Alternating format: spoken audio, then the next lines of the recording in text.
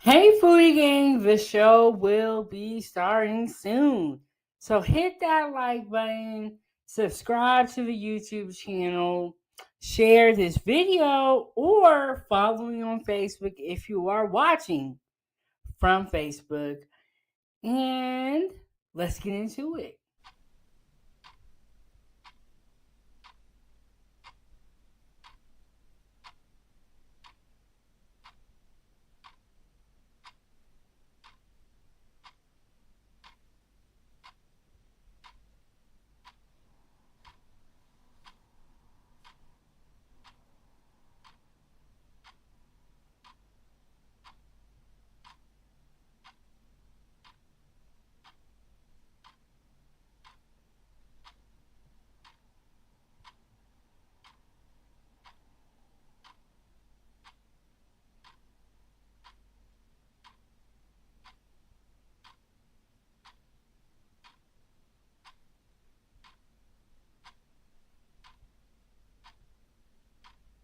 Hey, Foodie Gang, the show will be starting soon. So hit that like button, subscribe to the YouTube channel, share this video, or follow me on Facebook if you are watching from Facebook. And let's get into it.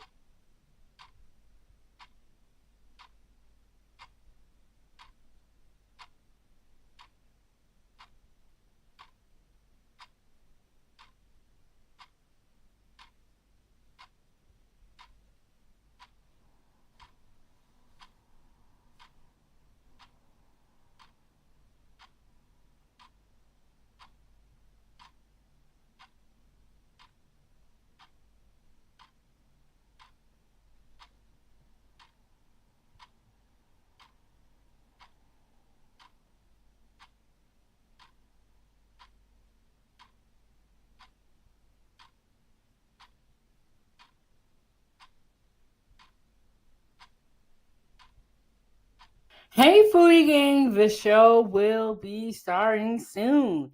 So hit that like button, subscribe to the YouTube channel, share this video, or follow me on Facebook if you are watching from Facebook.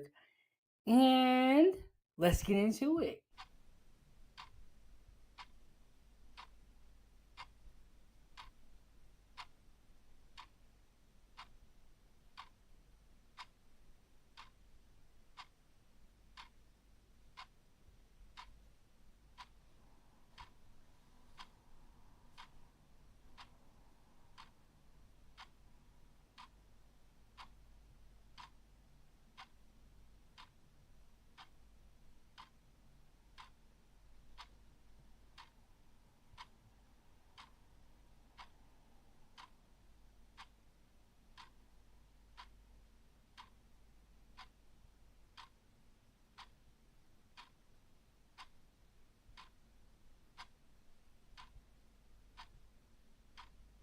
Foodie Gang, Gang, Gang.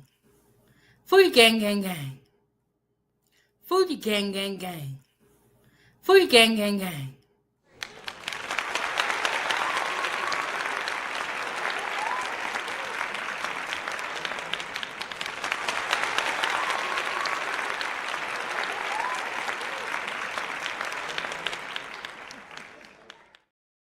What is going on? What is going on? Foodie Gang, what's going on?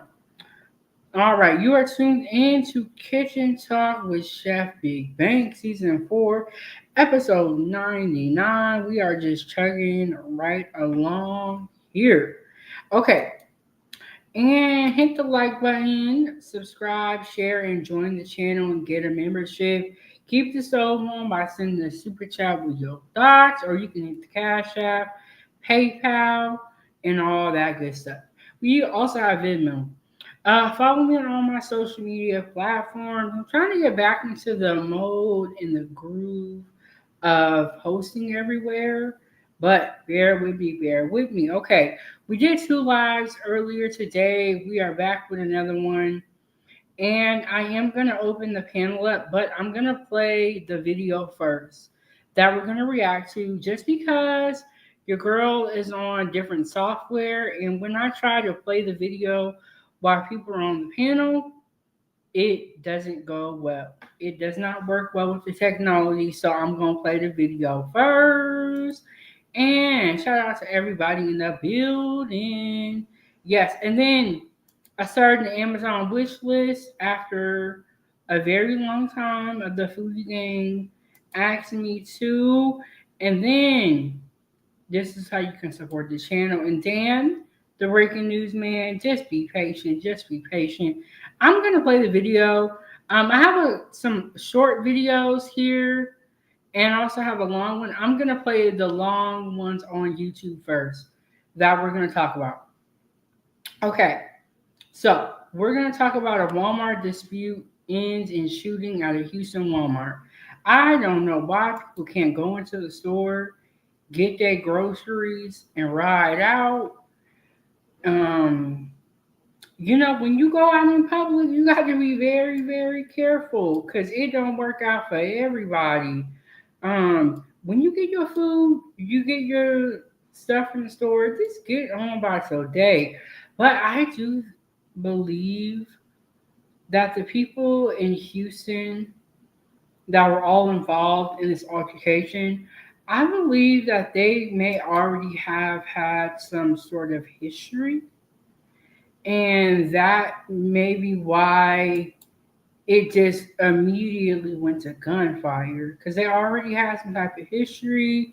There must have already been some type of harassment going on, something. And y'all make sure y'all subscribe to my other YouTube channels, Ava's Playtime, for children's content, and Time for Tea for more hot topics. We've been covering a lot of the Charlie Kirk situation over on that channel. Also, some of the Young Thug drama. And I say drama because it is drama. Y'all, there was so much happening with Young Thug. I was like, okay, I gotta cover something else because this is becoming like a soap opera. You know what I'm saying, with the whole Young Thug situation. But we have been covering a lot of those topics over on that other channel, Time for Tea at 907 Goodies. And I try to keep it separate, but sometimes I do like to do lives in all three areas: Facebook, my other YouTube channel, and this one. Today we are on both of the channels, okay? So let me see. Yes, there are commercials on your live stream. They play at different times, yes. And when you get monetized on YouTube, the commercials are how we also earn revenue. So, and then you can pick how frequent you want the commercials to be. But so y'all watch the commercial if you can. Y'all ain't gonna miss nothing if you spend like 2 minutes on the commercial. But yes, there are commercials. Let me get that fair use up here. And then I'm gonna share the screen, take y'all back into YouTube. And we're gonna talk about this video and the girl. I'm just gonna let y'all watch it, and y'all gonna tell me what y'all think. Let me share the screen.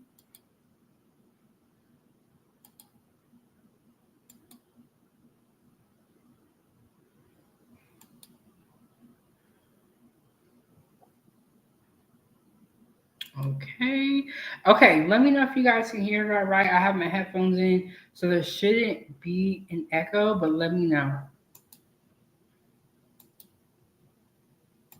This morning in the shooting at a Walmart yesterday. So the employee accused of pulling the trigger is now facing charges. Devon Roming joins us now with the latest developments in the case. Okay, so what do we know now, Devon, about those charges? Well, Jacob and Alona, within the last half hour, we have learned that 22-year-old Brayshawn Manuel has been charged with aggravated assault with a deadly weapon in yesterday's incident, which deputies with the Harris County Sheriff's Office says was not a random act. Now, take a look at your screen. This is 22-year-old Brayshawn Manuel. She's the Walmart employee who was booked into. I just want to say, she looked like she's not playing, and I wonder if this is a man. Like, she just looks so angry. I don't know what happened to that girl's life, girl, but we gonna pray for you because you need it. She just was like, see, this is why you gotta be careful who you messing with. Everybody ain't playing out here. Okay? Some people are ready to snap, ready to go off. What's up, Emperor? Emperor said, what up, though? 907 Good Eats. And chat, smash that like button. But I don't know if this was a woman, man, it type situation, but homeboy, homegirl look like she not playing. And you can tell from her eyes she has snapped, lost her mind. And she's 22. Don't this look like a hard 22? Like, girl, what you been doing in 22 years? Why you look like this? She just, I wouldn't want to mess with her. Empress said that's a transformer. I think it might be. Breshawn Manuel. Don't that sound like a man name? That might be a transformer. But everybody, maybe that's why the girls was picking on her. I don't know, but this is a hard 22. She been through some things up in her life. Been through some things. Like Boosie said. Yeah, I don't. She got the cut on her head. Ooh wee. I think this might be a man.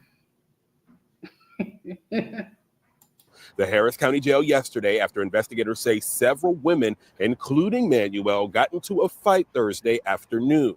That scuffle started. Okay. Yeah. That is a man.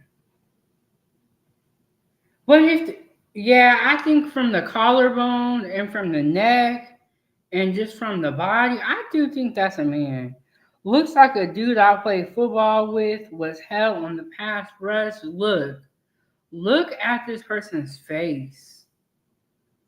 They're like, man, fuck this job. you know how you about to quit your job anyway and you don't even give a damn. This is what I'm getting from everything. But I think it's a man because there's strong collarbone, not a lot of chest. Not saying that if you don't have a big chest, you're automatically a man. I'm not saying that. But that does look like somebody that could be playing both sides of the field. That's all I'm saying. And then Empress said, no hips, no waist, no type of shape. Look. Did these girls know? I bet you they're going to stop messing with Transformers.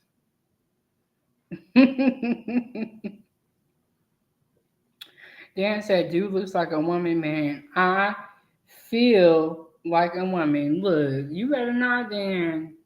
But whatever y'all choose to do is y'all life. I'm just saying. If these girls knew that this was a transformer, they shouldn't even been messing with this person. And this person got a long neck.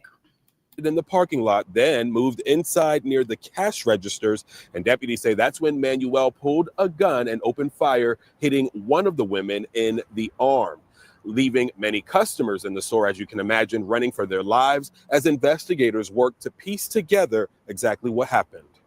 The other three females, I think, came to complain to management about her. Nothing to do with Walmart. Soon we heard the shots. So they came up to the store to complain about her, but it had nothing to do with Walmart. Then why the hell you come up to her job then? That's why she opened fire on y'all. Because y'all trying to ruin her job. She done ruined it anyway. But if you don't got nothing, let me go back. Maybe I heard wrong. Let me go back. Lives as investigators work to piece together exactly what happened. The other three females, I think, came to complain to management about her. Nothing to do with Walmart. Soon we heard the Okay, they came to complain to Walmart to the manager about her, but it had nothing to do with Walmart. Then why the hell are you up at this woman's job? She's trying to make an honest living, and you coming up here playing in her face. Look, that woman, y'all better stop playing with these people. shots. Everybody start running. So yes, that's the only thing that I thought of. I wasn't gonna come out of here. Now, this morning, we're told the woman who was shot is expected to be okay. Deputies say the employee immediately surrendered to law enforcement after the shooting occurred. And as of right now, there's no word yet on when Manuel is expected to make her first court appearance. But we do know that state prosecutors are asking she be held on a $60,000 bond in this case. Of course, once we learn more, we'll be sure to bring you the latest developments in this case on air and online. For now, reporting live, Devon Roming, KH. So what's going to be the telltale sign is what type of jail are they going to book this person in? They're saying her. They're saying her, so they're giving her the respect. And maybe it's not a man. Maybe she just has manly looking features. But this is a person that has snaps. And even in the article I read earlier, they were saying that she didn't have any emotion. She had a blank face. And, black people are always paranoid. But for the right reasons, because people are always messing with us. So let me go back. Okay, so y'all better stop playing with these people. My question is, did the women know? Near the cash registers. Because I feel like women can kind of tell if it is not a woman, and I don't know if they knew or not, but you can kind of tell. And that, to me, kind of looks like it could be a transformer. And if it is, and if they could tell, why would you even be messing with someone like this? And I don't know. Okay, so it was 3 girls that came up to her job to complain about her to management, but it had nothing to do with Walmart, which don't make no damn sense. If they came up to complain, then it had something to do with Walmart. Walmart got involved when they came up to complain to her.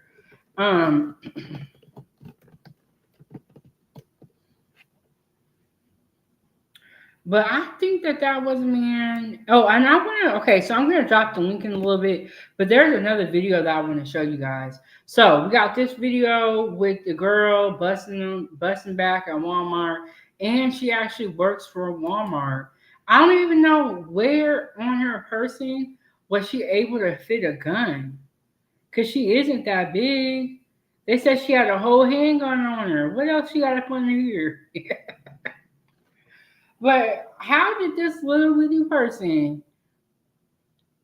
have space to put a gun anywhere? I wonder, was it in the pocket of her jacket and she just pulled it out in the middle of nowhere? So we got that story. We're going to be coming back to that. Okay, so you guys have been hearing about the Charlie Kirk situation, I'm sure of it.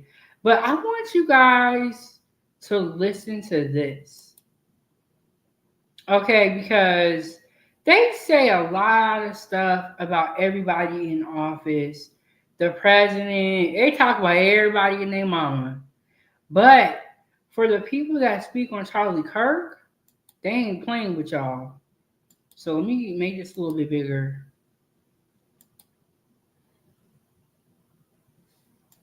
The State Department is issuing a warning to any foreign nationals who are praising Charlie Kirk's assassination. Your visa could be revoked. This comes as the Trump administration has cracked down on immigration and strengthened the vetting.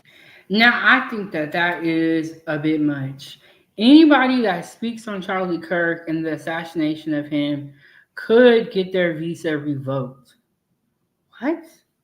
You know how many people talk about the country, to talk about the president and everybody in office?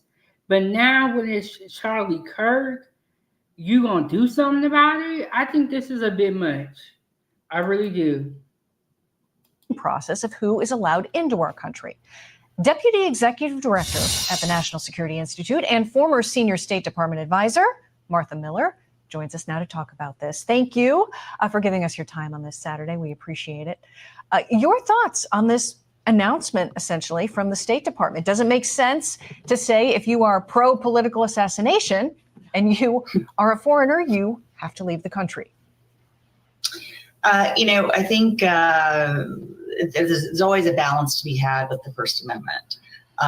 Obviously, the First Amendment offers broad protections, not just for American citizens, but foreigners on our soil. At the same time, there are even limits for American citizens, starting with incitement to violence, defamation, and direct threats. Visas are not a right given to foreign nationals. It is a privilege that is granted by the U.S. Department of State, and the State Department does have broad authorities to curb, revoke, deny those visa requests. I think it comes down to common sense. And if I could take a step back here, This to me seems very, very crazy. I think this is a bit much. Governor Cox pointed out in his remarks, and I agree, that this is a concern. He pointed out that there are concerns about malign influence from our adversaries who want to see us fighting against one another. And I think, there's a long history of adversaries doing this to undermine the United States, to undermine our unity as a nation, going back to Soviet active measures. And what the internet has allowed to do, what social media has allowed them to do, and now even further with AI, now they are able to do this at large scale. And there are incidents, including, I think it was in 2016, where they had fake organizations that got two competing groups to protest one another in Texas. One was kind of an anti-Islamic group, and the other, some other organization that was, pro-American, and that was directly, a Russian operation. So it's not I think, unreasonable to signal, at a minimum, to foreign nationals who have the privilege of being in our country that we don't appreciate, exploiting our freedom of speech, pitting us against one another. But at the same time, this is also, they can only exploit this if we allow it. And so this comes back to introspection as a society and as individuals. And I think, I really liked how Governor Cox, talked about this, in his interviews, the one I think with Brett Baer even yesterday. And I think. So pretty much white people is really feel some type of way about people even speaking negatively on Charlie Kirk. And I don't think people should, because that's still a human being. He did lose his life, and it's very unfortunate. But at all, y'all let them talk about Obama like he was a dog. Y'all let them talk about all these people, and you never said nothing. People will talk about America, how they don't like it here, all the while they got a visa or they're a legal immigrant, and y'all let these people just go on by and just, that's why people talking reckless. And now this Charlie Kirk situation happens, and you're like, oh, we got to stop this. We got to, anybody that say anything bad, you getting your visa revoked. I think it's kind of wild considering how much people have talked about America, talked about the president, talked about the Democrats and Republicans, and nothing was ever done. Nothing is done about that. You all say, oh, it's the First Amendment, right of free speech. And now with this Charlie Kirk situation, you like, can't nobody even talk about what's going on in a negative way that we don't agree with. I think, really pointing out that we have to kind of police ourselves in the sense, and not jump to conclusions and not engage in the hatred that is unfortunately all too common in social media. Martha, I had that one question for you, and honestly, your answer was absolutely phenomenal, and you covered so many great points that I didn't want to interrupt you, and I think we've almost ran out of time, but I want to give you 1 second to just offer a final thought on this. The Deputy Secretary of State, Christopher Lando, said that please feel free to bring such comments by foreigners corners that are celebrating the assassination of a leading political figure to their attention so the State Department can protect the American people. Just quickly, your final thoughts. Yeah, I mean, I remember after. So now y'all are pretty much saying, even if you hear something, say something. Go ahead and tell them. And that's how that woman in Georgia got the courage to be telling on people. It's because now they're encouraging it. If you hear something, someone saying something disrespectful, you got to come tell us. That's a lot. If somebody says something about Charlie Kirk that you don't like, you're gonna go tell the State Department and get their visa revoked. That's kind of crazy. But people can talk about America, the president, and the way things are ran here, and we just let them say whatever we want. We have also created this environment that empowers people to be able to feel like they can say whatever they want. We have created this environment, and now you're going to start cracking down on it after all this time? Those of us who are old enough to remember, there was see something, say something, because I think at the time we recognized that there were some odd behaviors, and I think it's in the American culture, and it's a good thing in the American culture that we always have been sort of a live and let live society, and that's a beautiful thing. And I think that's the kind of freedom that we all aspire to and celebrate as Americans. At the same time, we do have to be vigilant if we are seeing signs of malign influence. Look, it's always a delicate balance. Say something. I said, see something, say something. Martha Miller, thank you. Thank you. Look, y'all telling us that. Y'all need to tell your own people that. Y'all need to tell your own people that. And I heard allegedly that the Charlie Kirk shooter had another accomplice. I have to look more into those claims about all of that. But I heard, and I believe it. So we're going to go back to her little mugshot right here. Or not her mugshot, but her. Yeah, so this is the woman that started busting on them at Walmart. And she also works for Walmart. 3 women pulled up to her job. I think there was an altercation on the outside. And then it spilled into the inside. They said something to her that she did not like. Something to do with the checkout.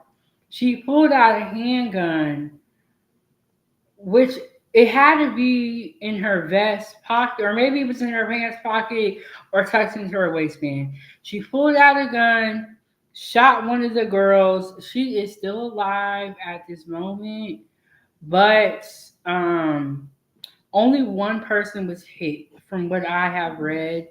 But I just want to say this. Y'all got to stop this madness. You don't know what type of time somebody is on, and you don't know where their head is at. She could be having a rough month, and these girls, first of all, it's 3 you guys versus 1 person. I don't think that is fair.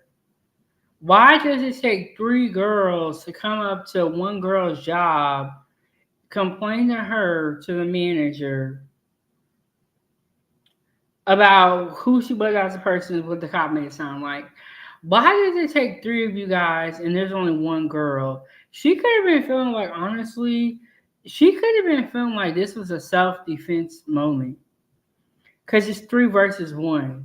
Why does it take 3 of you guys? But see, Ember was saying that this person was a transformer. So maybe that's why it took 3 people. Let me see if I can find this little comment. Maybe that's why I took 3 girls, because that's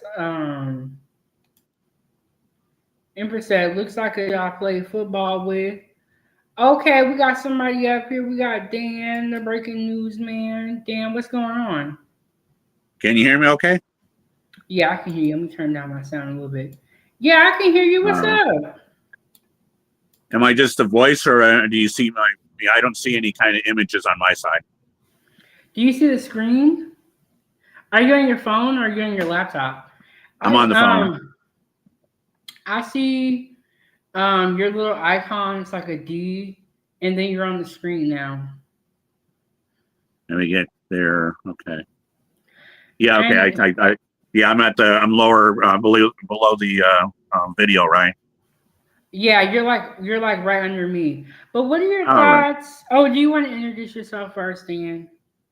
Well, I'm Dan, the breaking news man. I'm out of Washington State, and I've been watching your channel for several months now. So, Yes, and do you remember how we met, Dan? um, was it over talking about the wine and stuff of Washington? Yes, it was the wine. Okay, I did a wine tasting and I had a cheese charcuterie, and I was drinking this wine, and Dan was like, "I think that's from where I'm from." I was like, "No, it's not. It's from California," and it wasn't. It was from where he's from. So yeah, Yeah, if other viewers and stuff want to join this live stream, it'd be cool to be able to talk to other people from either around the nation or around the world. yeah, we're gonna let's keep going. We only been up here for 30 minutes. You know, it's weird. Sometimes people come in the beginning, sometimes they come in the end, or sometimes they never come. It's very you just never know what to expect when you do a live. You just never know. Yeah, as far as both of these videos that you've shown and stuff, I didn't hear about the Walmart one until you brought it up, and then with Charlie Kirk, I didn't really follow him in his different speeches and such. It's like from what I've heard, it's for the most part, people that are under our age and stuff that were being led by him and being a good role model and stuff for the younger generation. So I didn't really keep up with his different campaign speeches and things like that, around the country. But I am, listening about it now. I don't think it was right what the shooter did. With him, he was, for what I've seen so far, he's a peaceful protester.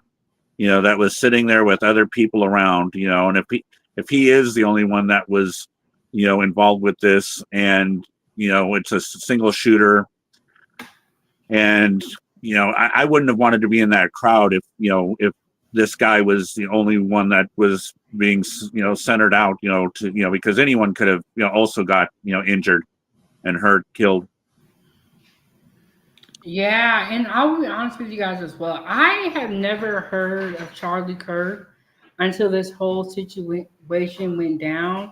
So I'm looking at videos now of what he had going on, what he was saying, and he was saying some things that would make people upset. But I don't think that that justifies violence ever. I don't think it's right. It's like they're saying now, it's like, it's making me start wondering if I should second guess what I should say out in public, or even if I wanted to stand up and give a speech to people. It's like, who's in the crowd that doesn't like what I say or my viewpoints, and that's what they're kind of saying now. It's like, is this going to traumatize people of their free speech and wanting to say something? And yes, I did hear that same third theory of like it's making people not be scared to speak. But then I also saw people that were empowered by this situation to speak up.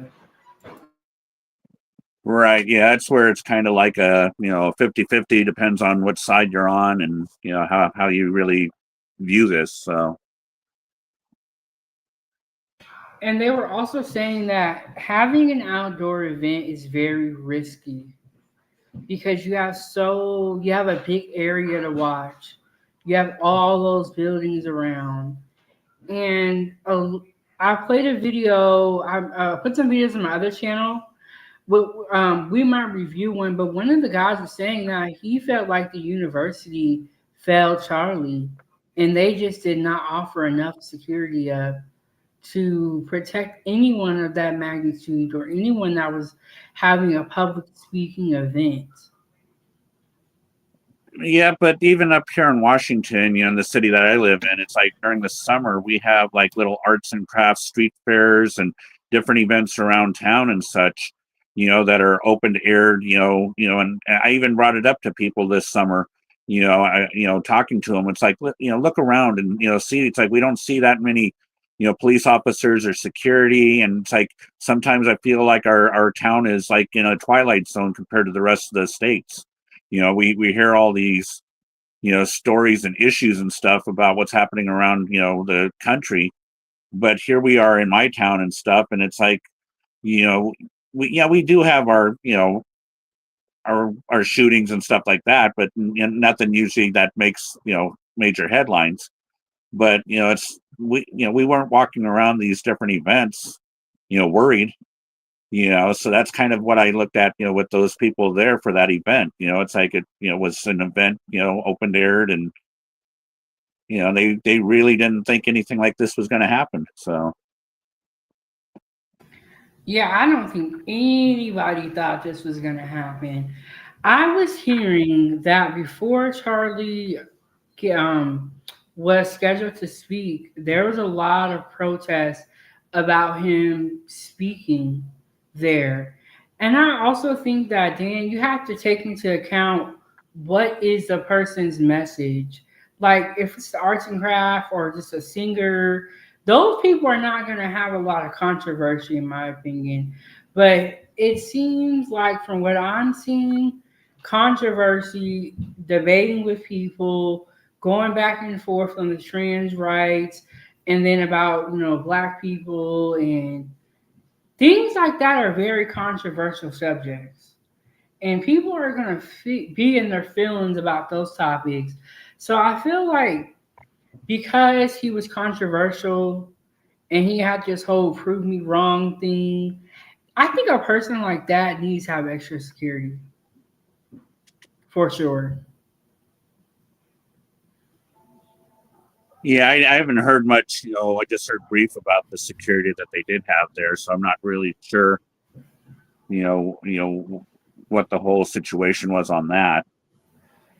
But It also, sounds like okay. Sorry, my bad. Go ahead, Dan.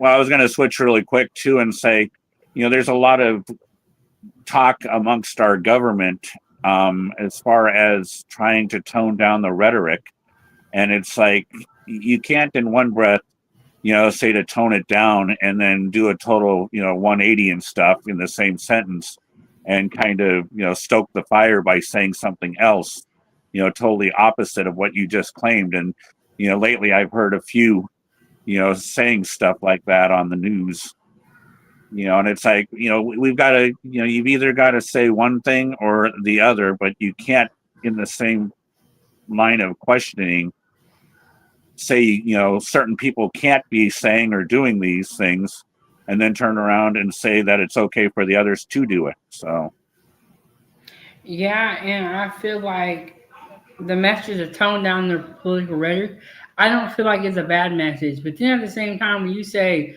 lefty lunatics, crazy left wing people, like things like that are not going to tone down any type of rhetoric.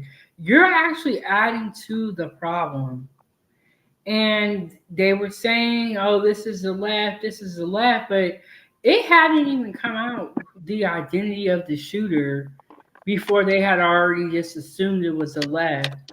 So when it comes back that he's actually a MAGA supporter, he's a conservative, he supports Trump, it kind of was like, well, this is why you should just wait till the facts come out. right, yeah. And it's like you're saying, like you said, you're saying tone down the political rhetoric, and then at the same time, you're doing it. Yeah, that's what they're saying. Yeah, exactly.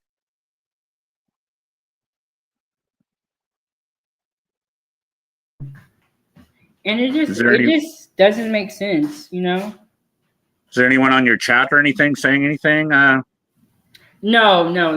you haven't missed anything. And if somebody says something, I'll bring it on screen.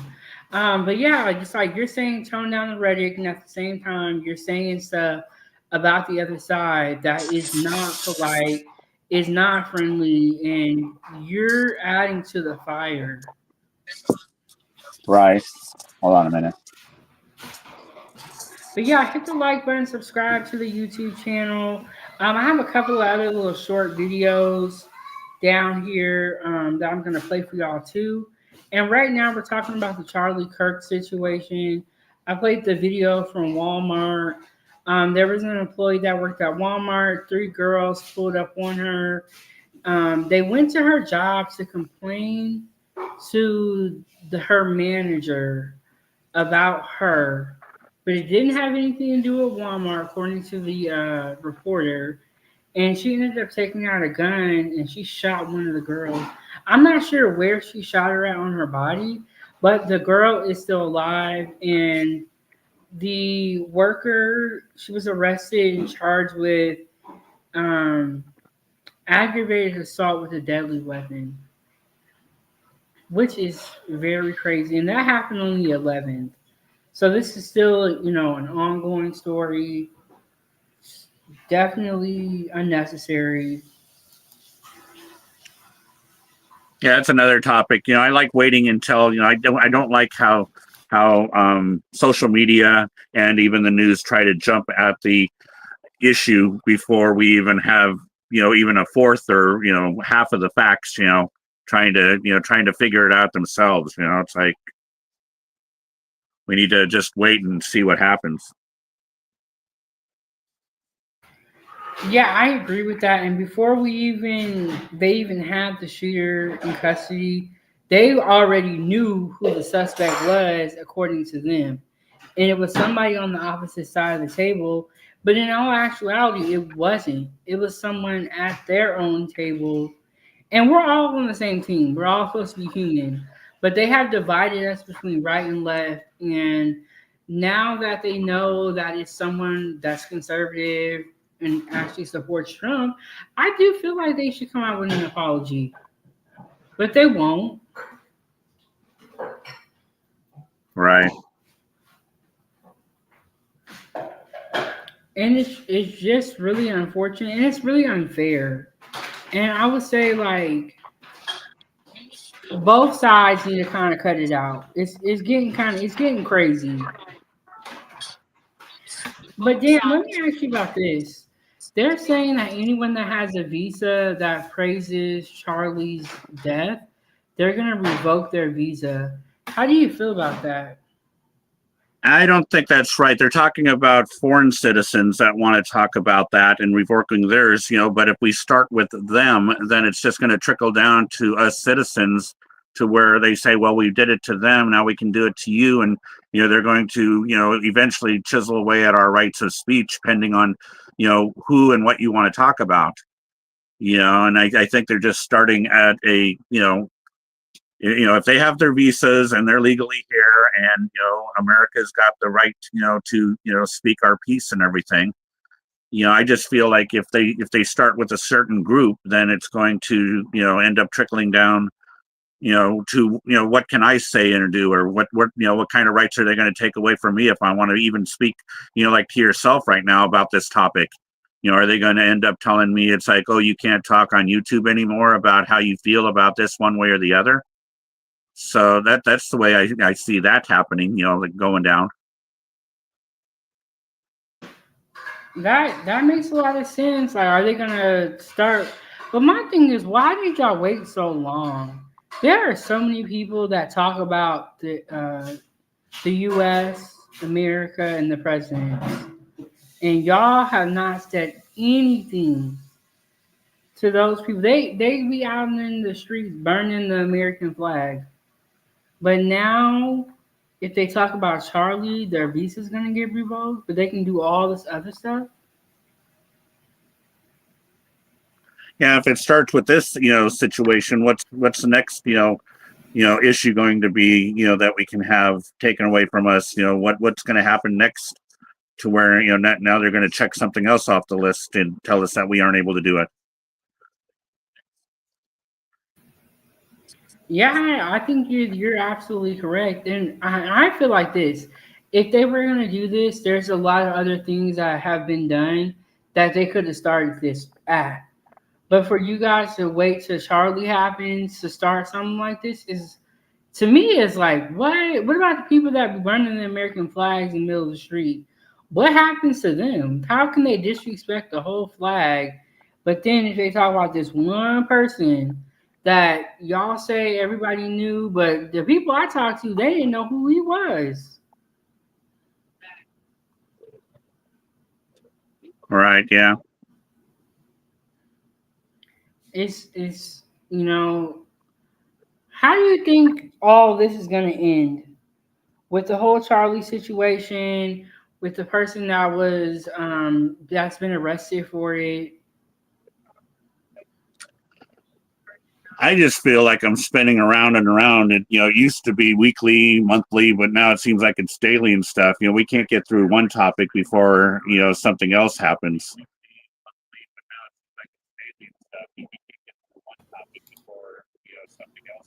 I was just saying that to somebody. I was like, before we even got on this Charlie situation, we were talking about Young Thug, and then there was something else that was going on. Almost can't even remember it because stuff is happening so fast. And it's so like I see why the people on YouTube they have like a 24-hour news cycle to cover, and they're gonna always be working. Yeah, there's a couple channels that I have subscribed to that are kind of like YouTube news people, of their own right.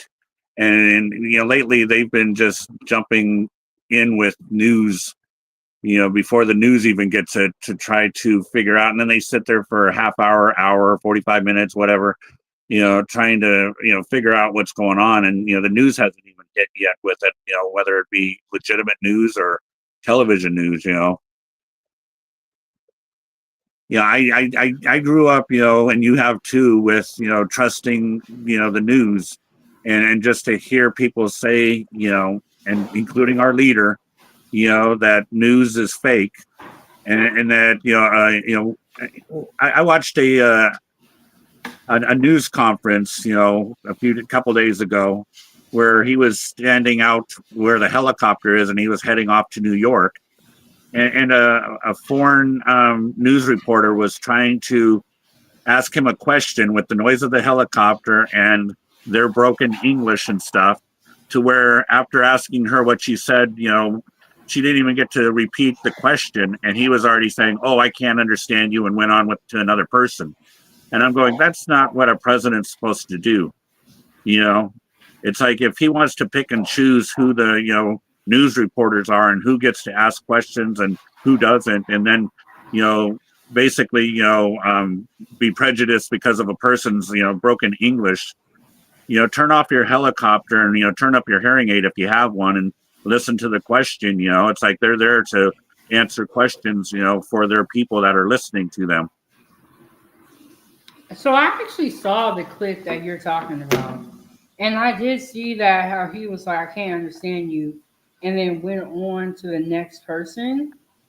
And I mean, you got a point because there's a lot of people in America who English is not their first language. But Trump did say, "I cannot understand you." The helicopter was loud, and he went on to the next reporter.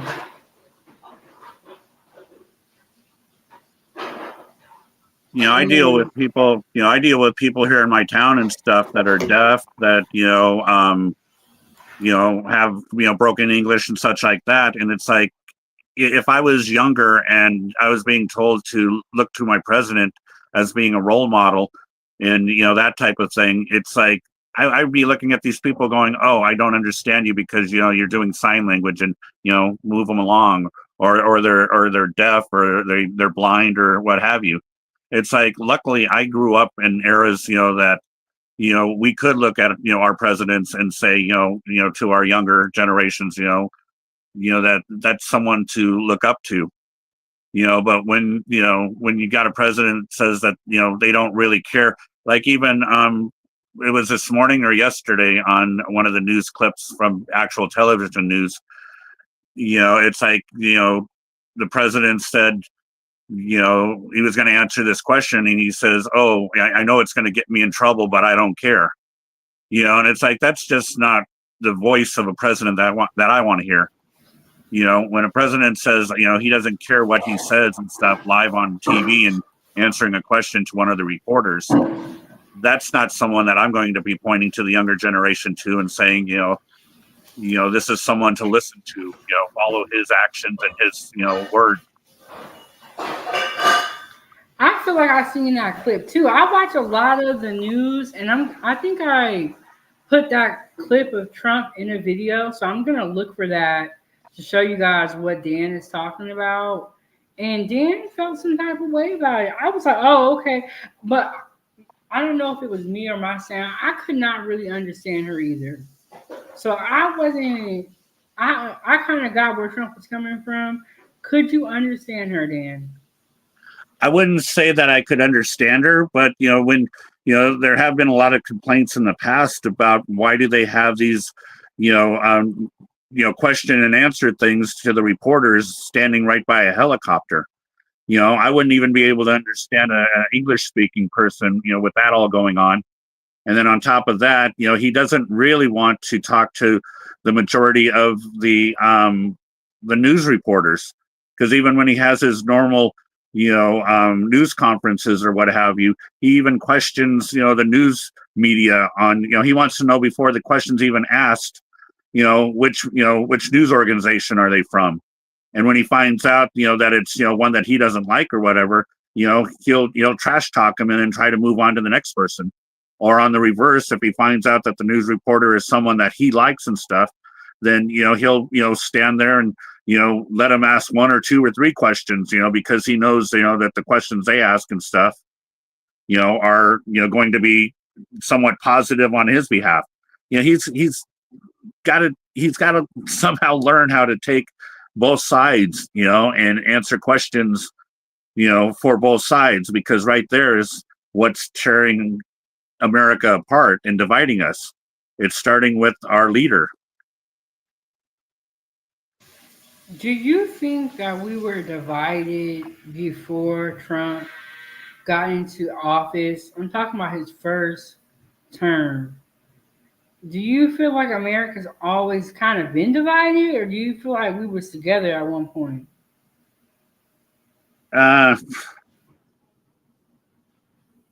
For what I've felt like over my years and stuff, and I'm 55, it's like, I feel like, we've had some division, but not to the degree of what it is now. Mm. And I do have to admit that, it's, we both grew up in like, prior to the internet and such. So, we've got other factors, that even our parents and stuff didn't grow up with, that these new generations are growing up with too. So, to even compare it to then and now and stuff, it's like, yeah, we could all say that, America's been divided in some form or fashion, and that's even another topic. If we're going to take away all our history and stuff from schools and from libraries and from museums and stuff, then we're not going to be able to learn about our past and know what happened back then and learn from it for now. So that's a whole nother topic there, though, if they're going to keep on taking away our books, our libraries, our museums, our history, all that stuff. So our future isn't going to be able to learn from anything from the past if that's all gone. I know, and that's why it's important for us to teach our kids.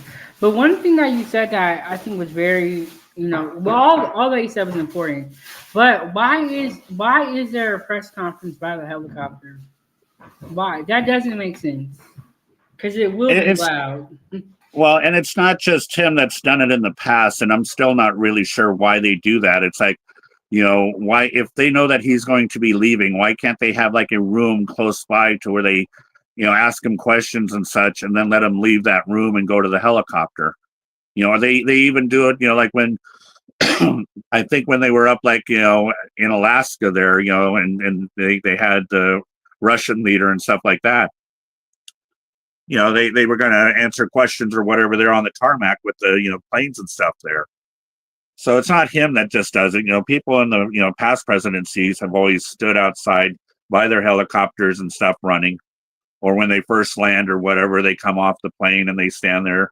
So it's not just him doing that. Yeah, you're right about that. Because I have seen a lot of presidents do this, but I wonder who started this because it really don't make sense.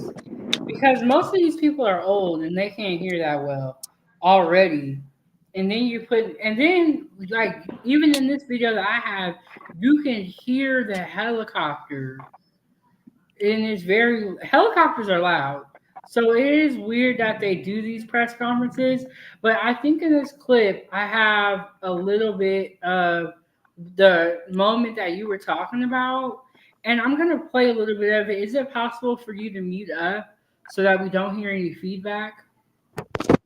To do what?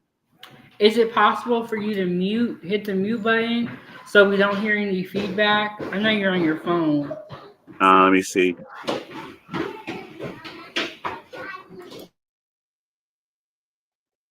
Can you hear me now? Yeah, I can. Okay, I'm going to hit the mute button and stuff. So okay, I'm going to go ahead and play it, and then we'll talk about it more. So this is Trump's response to the lefty lunatics, and I think the clip that Dan is talking about is in here, so here we go. Not really. I'm really concerned for our country. We have a great country. We have a radical left group of lunatics out there, just absolute lunatics, and we're going to get that problem solved. I'm only concerned for the country. Yeah. How do you want to see your supporters respond to this? Charlie Kirk was a big advocate of nonviolence and free speech on campus. How do you want your supporters to respond to it? I think that way. He was an advocate of nonviolence. That's the way I'd like to see people respond. Say it? I did. I spoke to Erica, his wife, and we had a long talk, and she's devastated. She's absolutely devastated, as you can imagine. Breaking and somewhat fluid, they have identified and taken into custody a suspect in the murder of Charlie Kirk. This is the mugshot, 22 years. Okay, so that was the interview that Dan was talking about. And in that interview, Trump told one of the reporters, I can't understand you or I can't hear you. And then he moved on. I think I cut that part out, but it was from that same interview in response to the Charlie Kirk situation. And then this is my other channel, Time for Tea at 907 Goodies. Over there, I have long videos about the Charlie Kirk. And you're going to hear a little bit more about the shooter. And there's still more developments coming out about the shooter. But Dan feels some type of way, or he feels like this is not how a president should speak. I just want to say this. I don't think that Trump, anybody should follow the way he be talking. At all. In my opinion. Can you hear me again? Yeah, I can hear you, Dan. Yeah, just like you said, just in that brief clip that you had there, the reporter was a little bit further down on the clip there than, what you had. But, just what he said right there, that, he's going to take care of these people that, are on the opposite side of where he is.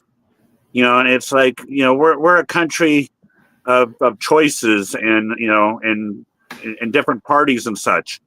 Just by the way he speaks, it's making me feel like if we're not, for him, then he's going to deal with us and, he's going to make anyone and everyone, one party and, not have any choices. And just by the way that he spoke there, that's the way that made me feel like, oh, we're going to take care of him. And it had nothing to do with me and the shooting or anything like that. But, that's how he's always categorized people that he doesn't agree with. And I just want to say, I think this Republican-Democrat situation, though, has been very divisive. Because we forget that we're supposed to all be one people, and we're like, are you on the left or are you on the right? And we're just so caught up in like the labels and all that stuff. And I think that's been very divisive also. I always tell people when they want to bring up the topic, and this is prior to even this and stuff, it's like I tell them that, it's like we were all born human first, and we got ended up, categorized from that point to whatever someone wanted to categorize us as, but let's just, rewind it all the way back to where we were born humans. We're all humans. We weren't born as Yeah. babies. We weren't born as babies and stuff and came out of the womb and stuff and talked negative and stuff. We ended up getting categorized and taught and all that stuff as we grew up. So it's like to have one person or a group of people categorize us throughout our life and tell us what we can and can't do, what we can and can't say, who we can't talk to and how we, dress ourselves. I've known people that are gay, lesbian, trans, all that stuff in my lifetime. I've basically told them it's like, this is your lifestyle. This is my lifestyle. I say, I won't interfere with your life. And I don't expect you to interfere with my life. But if you do want to cross that border and try to make me something that I don't feel like I am, then there'll be a situation, verbal situation, not violence or anything. But that's where I leave people like that. It's like, you have your lives, I have my lives. And when I see and hear people talking about, and up here in my town and stuff, our community where I live in and stuff, we're all out there, to help everyone, no matter what they are. It's like, who is it of me to judge that other person? It's like, once again, if you're not, into the Bible and church and all that stuff, that's probably where some people need to get back to, because the Bible answers all these questions. It's like, you who cast the first stone, scripture, or, don't judge unless you want to be judged. It's like we kind of need to get back to some of those, scriptures and learn from those. Because that's just how I've grown up. It's like, accept everyone who they are, and just let them know where your beliefs are and understand where their beliefs are. I agree with you, Dan. Like, if someone chooses to live a certain lifestyle, I doesn't have anything to do with me. It's not my lifestyle. But I think the problem is people can't stand to see somebody else doing something different. Like, I'm not gonna stand outside and be like, all trans people gotta go. Like, it's not that deep to me. Well, when you just said that too, it's like, some people, are saying that they can't stand how other people are. Well, looking at those two, then it's like, who's really at fault then? It's the person that's, can't really stand the other person. It's like, it's not up to us to stand the other person. If you can't stand the other person, turn your face and go the other direction, or if it's, comments or whatever, turn and go a different direction. There's Exactly. there's always two directions and stuff. And if you want to keep on facing the person that you're having the problems with, just like the issue, like you showed with the Walmart lady, it's like, the way it sounds, it's like these other ladies showed up at her job and confronted her with the manager and stuff, maybe about an issue that wasn't even involved with Walmart. And it's like, right there, it's like, she shouldn't have pulled a gun or did whatever she did, but, we don't know what happened prior to all that. Maybe she knew that they were going to be coming and confronting her, and she had to have some kind of, and was this not Texas? Yes, it was Houston, Texas. And that's a good point, Dan. So isn't Texas, from what I know and stuff, isn't a Texas, aren't they allowed to carry a weapon and all that on their bodies? Yeah, you're right, because it is a stand your ground. So if people are people allowed to go to work with guns? See, I'm not sure, but I'm just saying, it's like, there might be a whole lot, a little bit more, to this story than we know right now, That's but very true. right there, it's like, don't if they've got a problem and stuff, especially don't take it to someone's workplace and confront it there, But then, once again, it's like, Unnecessary. once again, this lady is the one at fault. They could have done, fists and fighting and stuff like that without pulling a gun and, shooting or whatever. So, some people just sometimes tip over the situation a little bit too far. So, Yeah, and because she did do that with the gun, now it looks like everything is her fault.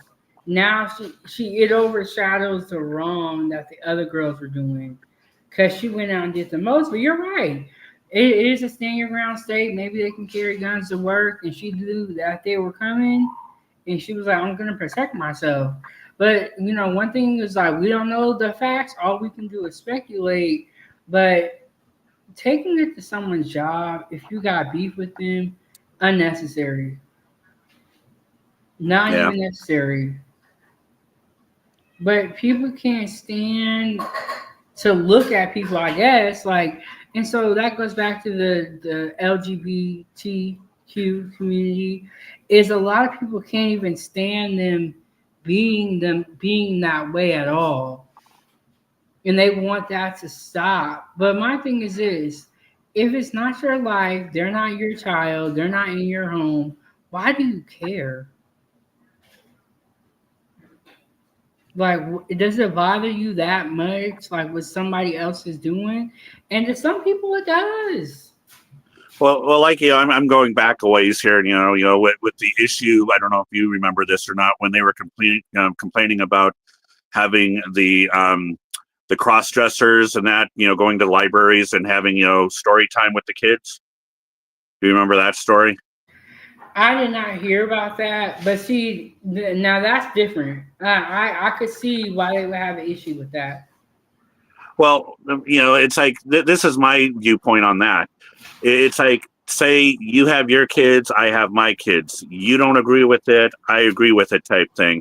It should be left up to that. It shouldn't be left up to, it's like if I feel like, I'm going to explain to my kids, to my extent, why they dress up and why they are who they are. And you're going there and listening to a person reading you a story and stuff.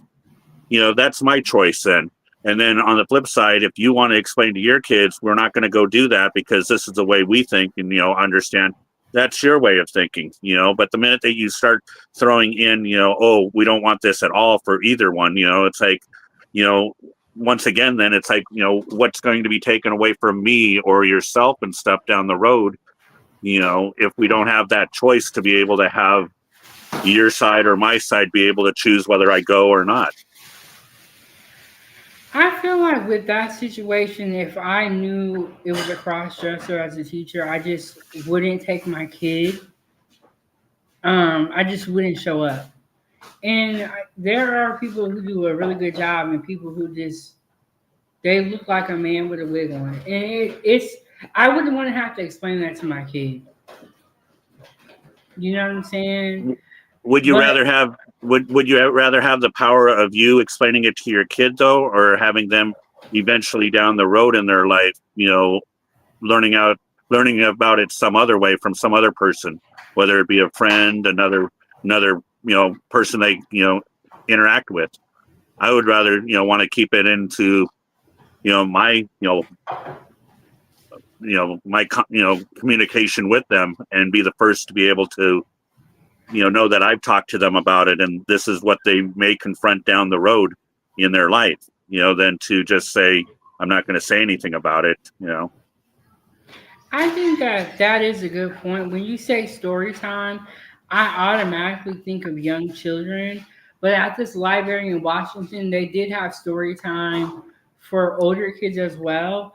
I don't plan to tell my daughter about all that stuff until she's like 10 or 12. It's just I gotta figure out the right thing to say. But I can see what you're saying too, Dan, as like you want to get in front of it. And I don't think that's wrong. And like you said, with that whole situation, I feel like this. If you want to go, go. If you don't go. You know what I'm saying? Yeah, and like you even said though, once again though, it's like you just made it sound like you just said, where you want to be the person in control of, when to bring it up and when to talk about it, but a lot of these issues that we're dealing with lately, and it's like we're pretty much being told, either say or do like I do, or we're going to, have, like we were talking about the foreigners with their visas. It kind of can fall back on that same topic of, it's like, either do as I say and stuff, or we're going to revoke your visas.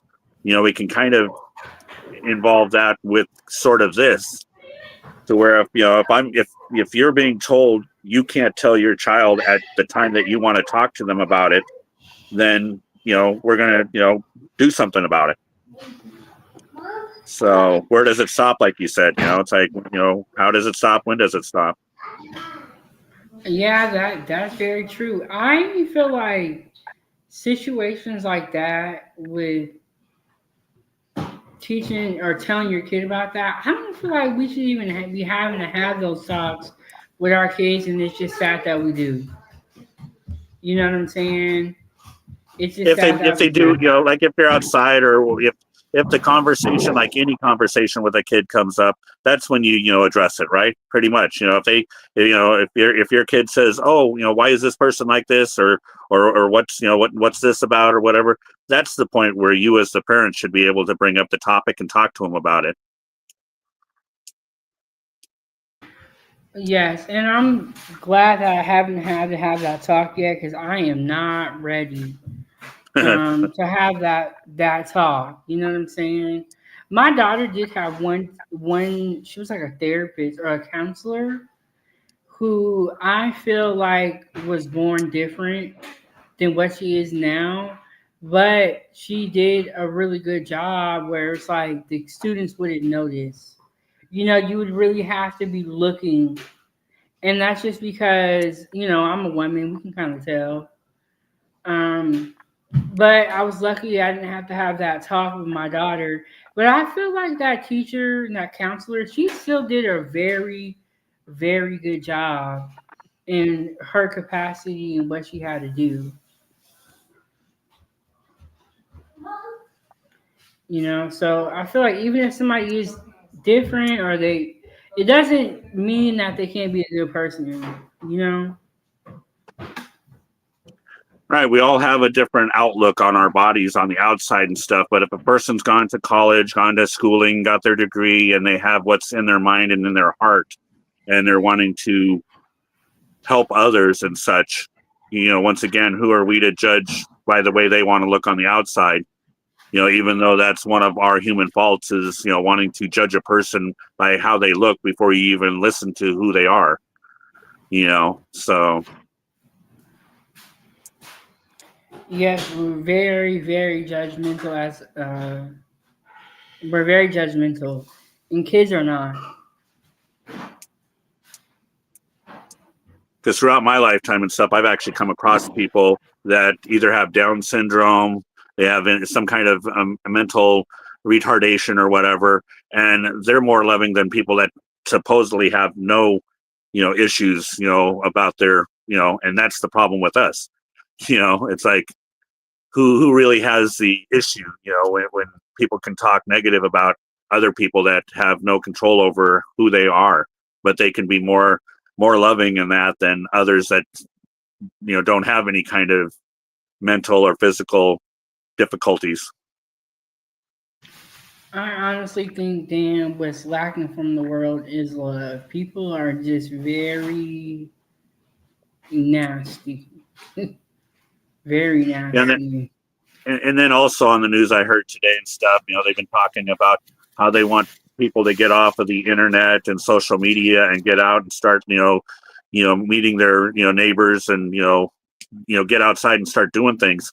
And I'm thinking, well, both sides, it's like, some people might look at that and go, that's the one reason I'm staying indoors and staying on my social media is because I don't want to get out there and find out that I'm in a crowd where something may happen.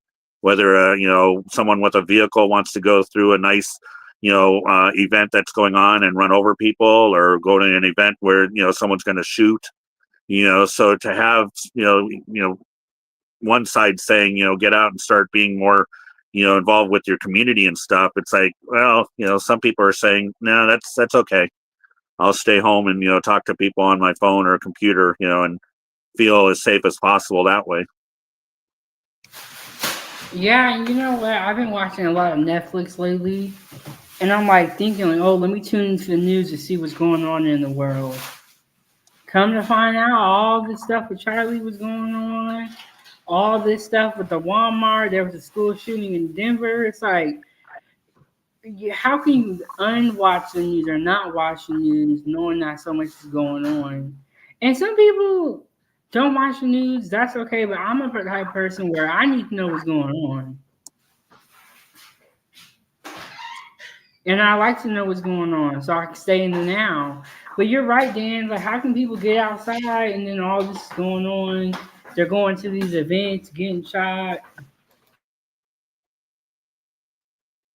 Are you on mute? Can you hear me? Okay. Now I Did you hear can. me? You just briefly went on mute for a moment there. I saw your little microphone go on. Oh yeah, I just went on mute for after I said my little statement. But you're right. How can people get outside when there's so much going on, and it kind of just makes you just not even want to really go outside? And then also, people don't have money like that. Right. Yeah. It's like, I definitely don't have the money right now. I'm still looking for a job and having difficulties finding a job, and I've had a hit and miss job a couple of times, this past year. And if there's anyone out there listening, that, can, give me some advice, go to my, YouTube videos and stuff and, leave a comment. It's kind of hard when you're on another person's YouTube channel and try to promote your channel because YouTube doesn't allow you to do that. It blanks out, your comment or whatever. So it's like no one ever sees you trying to, promote your channel, even though that channel provider is letting you do it. Let me go get your link, and I'll drop your link in the chat. And then Empress said that's why I only watch certain news sources, mainly News Nation. And once again, that's all of our choices as far as, the free will and everything that we have and, the freedom that we should have here in America and stuff to be able to listen to what music we want, to watch what we want, to go to what church we want. Like he said there, it's like he mainly watches News Nation. It's like, great. Okay. He's watching some kind of news, but once we start pointing fingers and telling each other, well, I watch this news and that other news is fake news and what have you. It's like, that's where we have our differences. If we could just all accept, that he likes watching News Nation, I like watching my stations, you like watching yours. That's where we just start, to just leave it be. It's like, I don't look at any news organization myself and say that it's fake news. I even watch newses that are done by YouTubers and get what I can from them. And I have to have my own sensibility to know, is that true or false? But I'm not going to say it's fake. There are stuff that's out there that's fake, but we as a society need to leave that up to the individual to make that decision for themselves and not make it into an argument.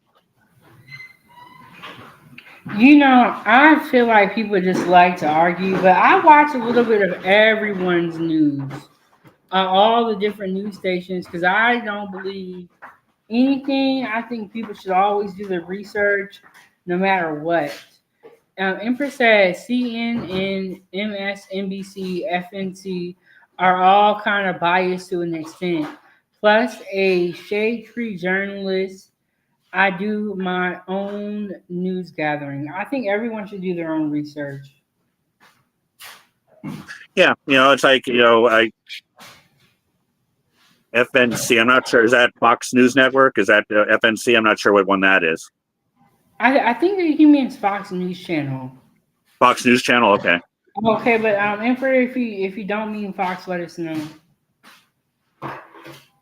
But really, when back in the day, it's like I'm not that old, but back in the day when we only had ABC, NBC, CBS, it's like we all had relatives back then that had a certain channel that they wanted to watch, and they would say, "Oh, I don't want to watch ABC because NBC, does better coverage of this or that."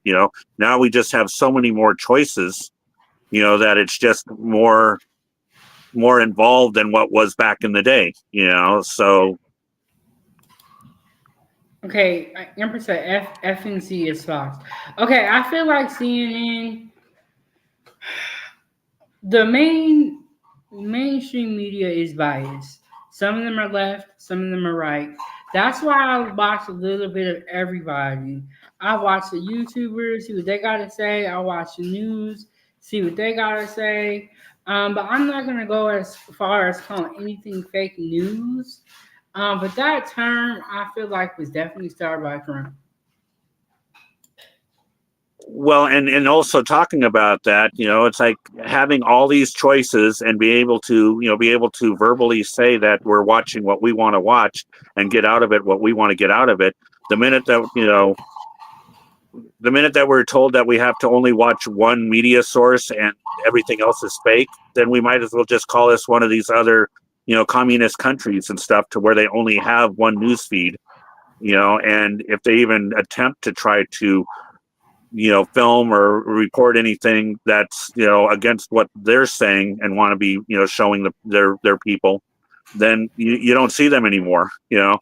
And I don't want our country to get to that point to where we're being told we're supposed to only watch one source, or only one media is the truth and everything else is fake. I don't think we're gonna get to that point, but I will say that a lot of people feel like they're kind of like afraid that I heard people say martial law, and they feel like Trump wants to become a dictator. I don't think we're gonna get to that point. Empress said the late Dick Gregory said it best: "Think for yourself why it's still legal to do so." I think this is part of the problem. People don't think for themselves. So worried about what group you're going to be in and following people, these celebrities, and all that. People need to think for themselves. Yeah, I don't, it's like Dick Gregory was a little bit before my time, but I saw reruns and stuff of, his, comedy and whatever. But, he was even controversial in his time frame too, for what he had to say and such. So, a lot of comedians, spoke the truth and what they believed in. And, some of them, didn't do well and others did well. And so even if we wanted to look at, comedians and in the past and what they've had to say and what they've had to go through just because of wanting to speak what they believed in. And it's funny that you say that because here we have Charlie, someone that was saying what he wanted to say, and look how it ended up. And I do think this is going to kind of detour people from wanting to speak out or wanting to say how they feel. But also at the same time, I was watching the news, and a lot of people said that they felt empowered by it, because now it's like, well, now we got to say how we feel because you're trying to tell us that we can. But I just want to say what happened to him was truly unfortunate. Nobody deserves that. And it's just truly unfortunate. They're talking about giving him the Presidential Medal of Freedom.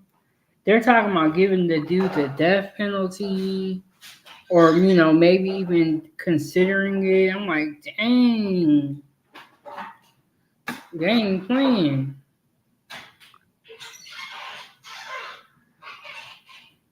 They ain't playing with him. But okay, Dan, what do you think about this? The guy that did it, I think, was 22. We've seen a lot of these school shootings. It's been younger people. The woman in the Walmart video that I showed you was 22. Why do you think our young people are so violent? If either one of us, had that answer, we probably wouldn't have this problem. It's like I'm not sure how old you are. I gave up my age and stuff, but during my life, it's like we didn't really have this kind of issues. That we really be able to look back on and say, this is why this is happening. I'm at the age where I'm kind of baffled on going, well, I could point at, the internet and say that, once again, like we were saying, people are, using the internet to speak their minds and to learn things and such from it. And we didn't have that back in the day. If we needed to go and get any kind of information about something, there used to be things called encyclopedias. Now where you can either go on Google or some other platform, or even go on YouTube or some other platforms and learn things right away from videos or that type of thing. It's like it's just hard to figure out what's causing this. I could say that it's the internet and such for that generation, but then I'd have people coming towards me going, well, you can't say that, because this or that. So Yeah, I kind of think it has a lot, the internet, and I think it's these video games. Emperor said they're talking about having him lay in the state at the Capitol. That's a bit excessive. Talking about Charlie. It's bad enough they ordered the flags to be dropped to half-staff just minutes after he was dead. Yes, and you guys know the day after that it happened, they flew the wife in on Air Force Two, or I think that's what it's called, and they had the vice president and his wife go pick up the casket, and they flew Erica, Charlie's wife, on that plane too. I'm like, bro, y'all is doing the most for y'all people, and I get it, but it's like I think some of it is a little bit excessive. Emperor, earlier I played a video talking about if anyone that has a visa celebrates Charlie's death and says anything foul, they're taking their visa away. I'm like, dang, y'all not playing. see right there with Charlie and stuff, it's like I've got to do, like we talked about at the beginning, I've got to do more research as far as who he was, what he spoke about, and all that to be able to have a viewpoint. But to me, for face value, and it's just happening just recently and stuff, we haven't even let the stove, I'll keep it in your terms for the chef. We haven't even given this stove enough time to cool down, before it's like, to me, he was just a quote unquote normal citizen that was going around speaking, for, his viewpoints. If I was to do that, I don't think, and I know for a fact, I wouldn't be coming, with a, any kind of governor, president, whatever, coming to my, relatives' doors saying, "Oh, we want to fly you down to, your grave site, and then also have the flags lowered to half staff," because I was not any part of politics. They do that with presidents, vice presidents, people that have retired from, government, but they still are entitled to that honor. It's like, yes, once again, anyone that's listening to me, you can agree to disagree. But, when we start just giving things willy-nilly, to anyone and everyone, then it takes that honor out of, the reason why it was given in the first place. It's like, even people today were wondering when I was out and about, why are the flags lowered at half staff? Because the older folks are used to, oh, what president or what, the person, this or that. They don't lower the, flag for half staff for any musicians or actors or anything like that. And to me, this guy was not any kind of political figure as far as a governor, a mayor, any kind of, police officer, things like that they usually give that honor to. So, like he said, it's like they kind of went a little bit too far, like he says, to give him military honors and he's never even been in the military is sickening. See, right there, it's taking the honor, because both my parents were in the military and they both ended up getting, My mom wanted to be cremated, but also she had the military say that they were going to give her the 21 gun salute and have her buried on a military cemetery, that type of thing. But if they're going to start swaying away from that and giving it to anyone and everyone, then that honor and stuff is gone. And once again, people in the later generations aren't going to know and honor the people that served the country, because everyone and anyone's going to be getting these awards and these honors. Yeah, I think you make a good point. I do feel like they have gone very excessive with this just being a normal person who was a public speaker and held debates. And like they really have blown this up. They really have. And I think to even be talking about giving the death penalty is a bit much, because there are people who unalive multiple people and get 60 years in prison. And this man, not saying what he did was right, I don't know what the punishment should be. He did one person, that you're already going to that even before he was captured. And there's people who touch kids, unalive people, and still get to sit in prison. Right. It's a bit much. Empress said, right, my pops was in the army and worked for the federal government for 33 years. My mom worked for the feds for 40 years. I could see them getting these honors, yes. And this is another thing that kind of briefly irked me and stuff like that. Before the FBI or any officials that were on the ground there where the shooting took place, Trump had to jump in and have to have, some kind of statement from the White House, about what he just heard and everything. It's not up to him to give us that news. I would rather have heard it from the news organizations and the FBI and that type of stuff first, and then had him comment on that after the fact. But once again, he wanted to jump ahead of everything and try to say something before, the actual officials on the grounds, gave the report. I did think that was weird. They were like just in from the president of the White House, Donald Trump. Charlie Kirk is pronounced dead. It's like, why is that coming from President Trump? How would he know? He's not even there. Somebody had to call him and tell him. But I did think that was weird, that all the breaking developments in the case we've kind of heard from Trump. But it's like, this is my thing. Keep the same energy for everybody. That's all I'm saying. And they don't.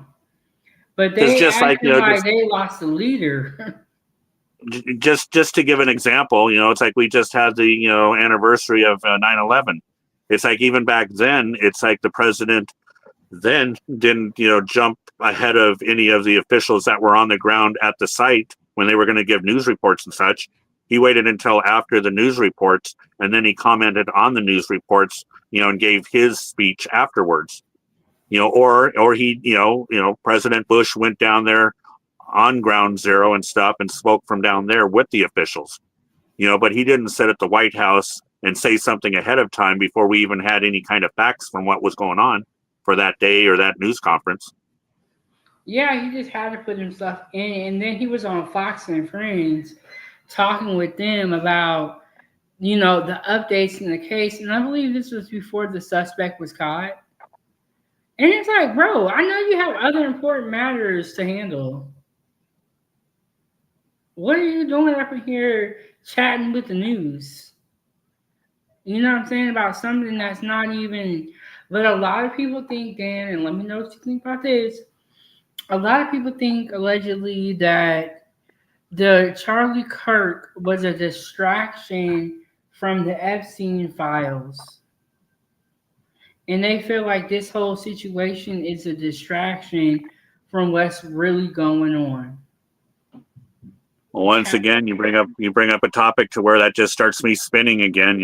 Like I said earlier, it's like I feel like from day to day now, it's like we can't even get past one topic before another one comes up, and then it's like we get so many topics lined up that, we don't, we forget about what happened last week or last month or last year type thing, to where all of this stuff slowly seems like it goes, by the wayside, and it's like, just for the brief moment, we're saying, let's keep, his family and his children and his, all that stuff in our memory.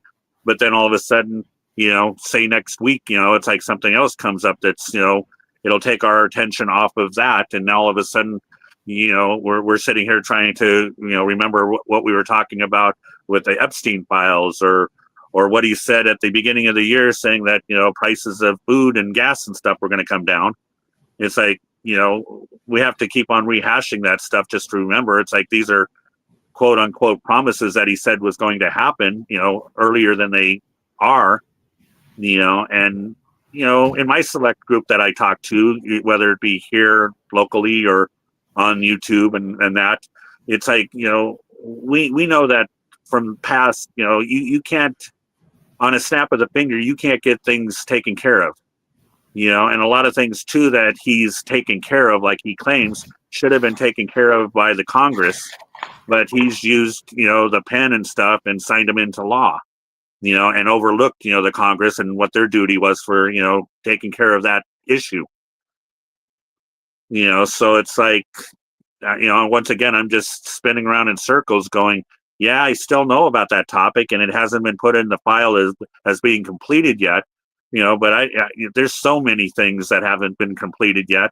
And we just get more things each day and each week that pop up to where just, can we not finish one thing and, move on? That type of thing. It's like, resolve something, let Congress do their job and either, vote it in, vote it out, and then move on to the next topic. But don't let it keep on lingering to where even the Congress doesn't want to bring up topics because, well, the president's probably just going to sign it, with an executive order and leave it at that anyways.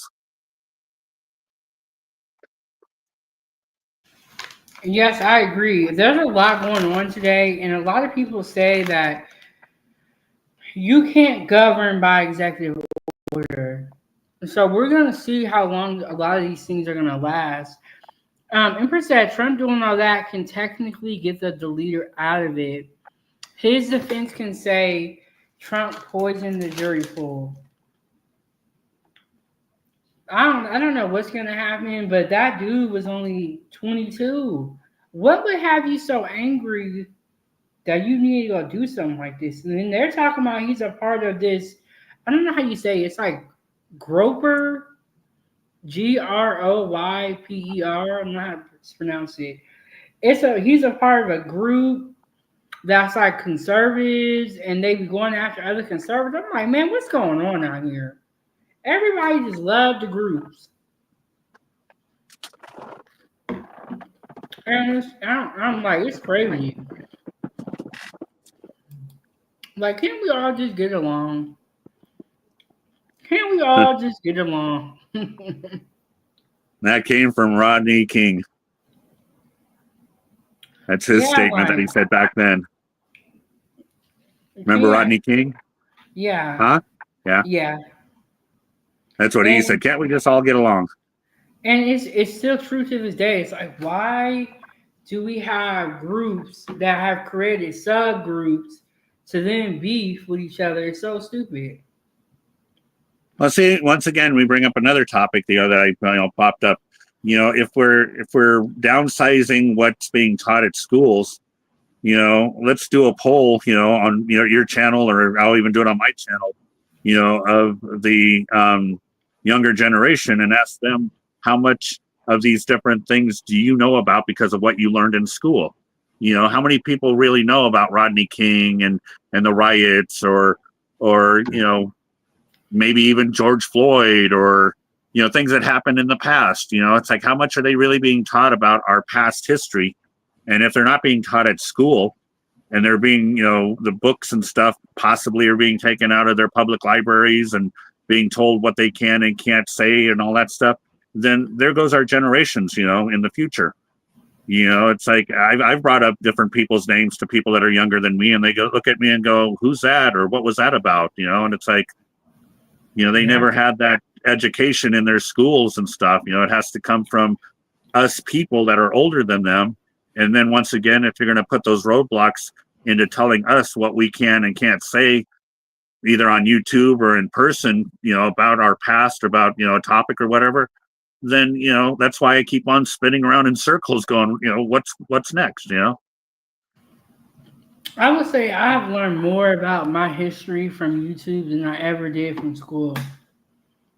It's crazy to me. 'Cause I've learned so much about Black history in these last couple of years just being on YouTube.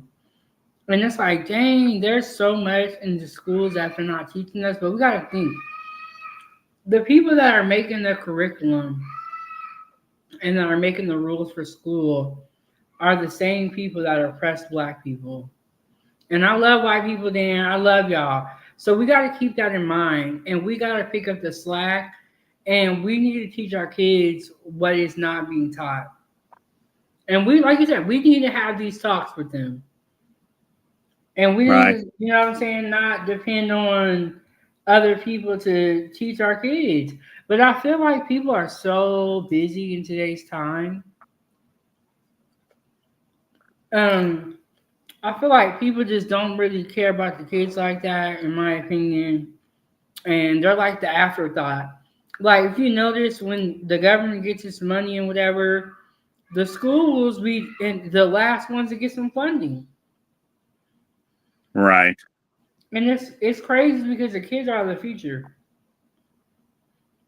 It doesn't make any sense to me. I'm so confused by all of it. And I want to send up a prayer for Charlie Kirk's kids because one of them's 1 and the other one's 3. It's like, dang, that's somebody that's being left without a father. Very, very sad. Right. Yeah. And somebody was saying, here's a side topic real quick. Has your schools in Alaska recovered yet from the COVID time frame with, saying that you couldn't go to schools and you had to do online schooling and such? I can kind of start seeing that already in schools here in Washington, to where they're talking about like third graders aren't even at their math or reading levels that they should be at. And I feel like, it has something to do with what we went through for 3 years of COVID. So, I think that's, maybe an issue that we have to plug into the whole mix too, as far as, what's going on with our kids, because we're talking about these 22-year-olds and such, and if we're talking 3 years ago, 4 years ago and such, they kind of were sort of at the end of their schooling, to where, they probably got, railroaded and stuff for what they should have been taught and all that because of that issue. So, and even, ones that are, that's just, I'm thinking another factor that we have to think about, as this, what we're noticing now is, issues from during those 2 or 3 years. That's a good point. Hey, Angela, how are you doing? Academically, they are still saying that the children are scoring low in reading. I don't know if that was a problem before COVID, though. And they're also saying, across the nation, everyone is having trouble with reading. But the school my daughter used to go to, a lot of the kids were behind in reading. And so what they would do is have a lot of reading programs. They would encourage us to read to our students every day, or read to our kids every day. I'm not, and then financially, a lot of the schools have a budget problem. They have a budget problem, and reading has always been low. Right. Remember, said talks like this used to be held on the college campus back in the 60s and 70s. According to family members, the 90s and political correctness took that away. Now it sounds like people are having more of debates, and as opposed to conversations. I do have to admit, though, when people tell me what time frame, as far as decade or whatever, did it seem like things changed and started to change drastically and things? He's right on, about the 90s, and political correctness and stuff took that away. That's where I kind of centered around. I graduated in 88, and then throughout the 90s, I started to see, since I was out of school, I started to see things change that I remember that I did or didn't do in school prior to that. So, seriously, between, the 90s and the early 2000s is when things really changed. And once again, here's another topic we could bring up that affected things. We ended up having 9/11. So anything between the 90s and early 2000s, we had so many different issues, that started popping up that, affected it. So. And I want to say, I feel like the Charlie Kirk situation kind of overshadowed on the channel I was watching some of the 9/11 coverage. Normally, they'll spend all day long talking about 9/11. And I feel like they didn't on the channel I was watching. And I thought, like, dang, but I'm too old now to be president, but if I was president and able to be president, I would have enough sense to know that there's two different topics involved for the day, 9/11 and the shooting. But once again, when he was there at the Pentagon talking about 9/11, that's why he was there. He ended up having to bring up about the shooting and, talk about that too. And I just thought, once again, that's very unpresidential. He could have done the 9/11 thing to remember and then go somewhere else and have a separate news conference or whatever about what he knows about the shooting. But he decided he was going just to implant that, into his little spiel during 9/11. And it's like, whatever. And it was kind of crazy, but I feel like even the coverage on 9/11 is not what it has normally been in years past. They would spend all day talking about that, but I wonder what's going to happen next. More information is coming out about the shooter. And you know what's very crazy? There was a school shooting on the same day that the Charlie Kirk situation. People don't even talk about the school shooting. They say F them kids. They don't even care. They barely talk about it. You wouldn't even know unless somebody told you. And that's why I said I just feel like people don't really care about the kids like that. Do you feel that, since, you have school age kids right now and such, do you feel like if it had to get to the point to where, number one, the schools either had security or metal detectors for that way, or if they said, more people needed to do homeschooling, do you feel like homeschooling would be a good enough advantage compared to needing to get out, like we said earlier?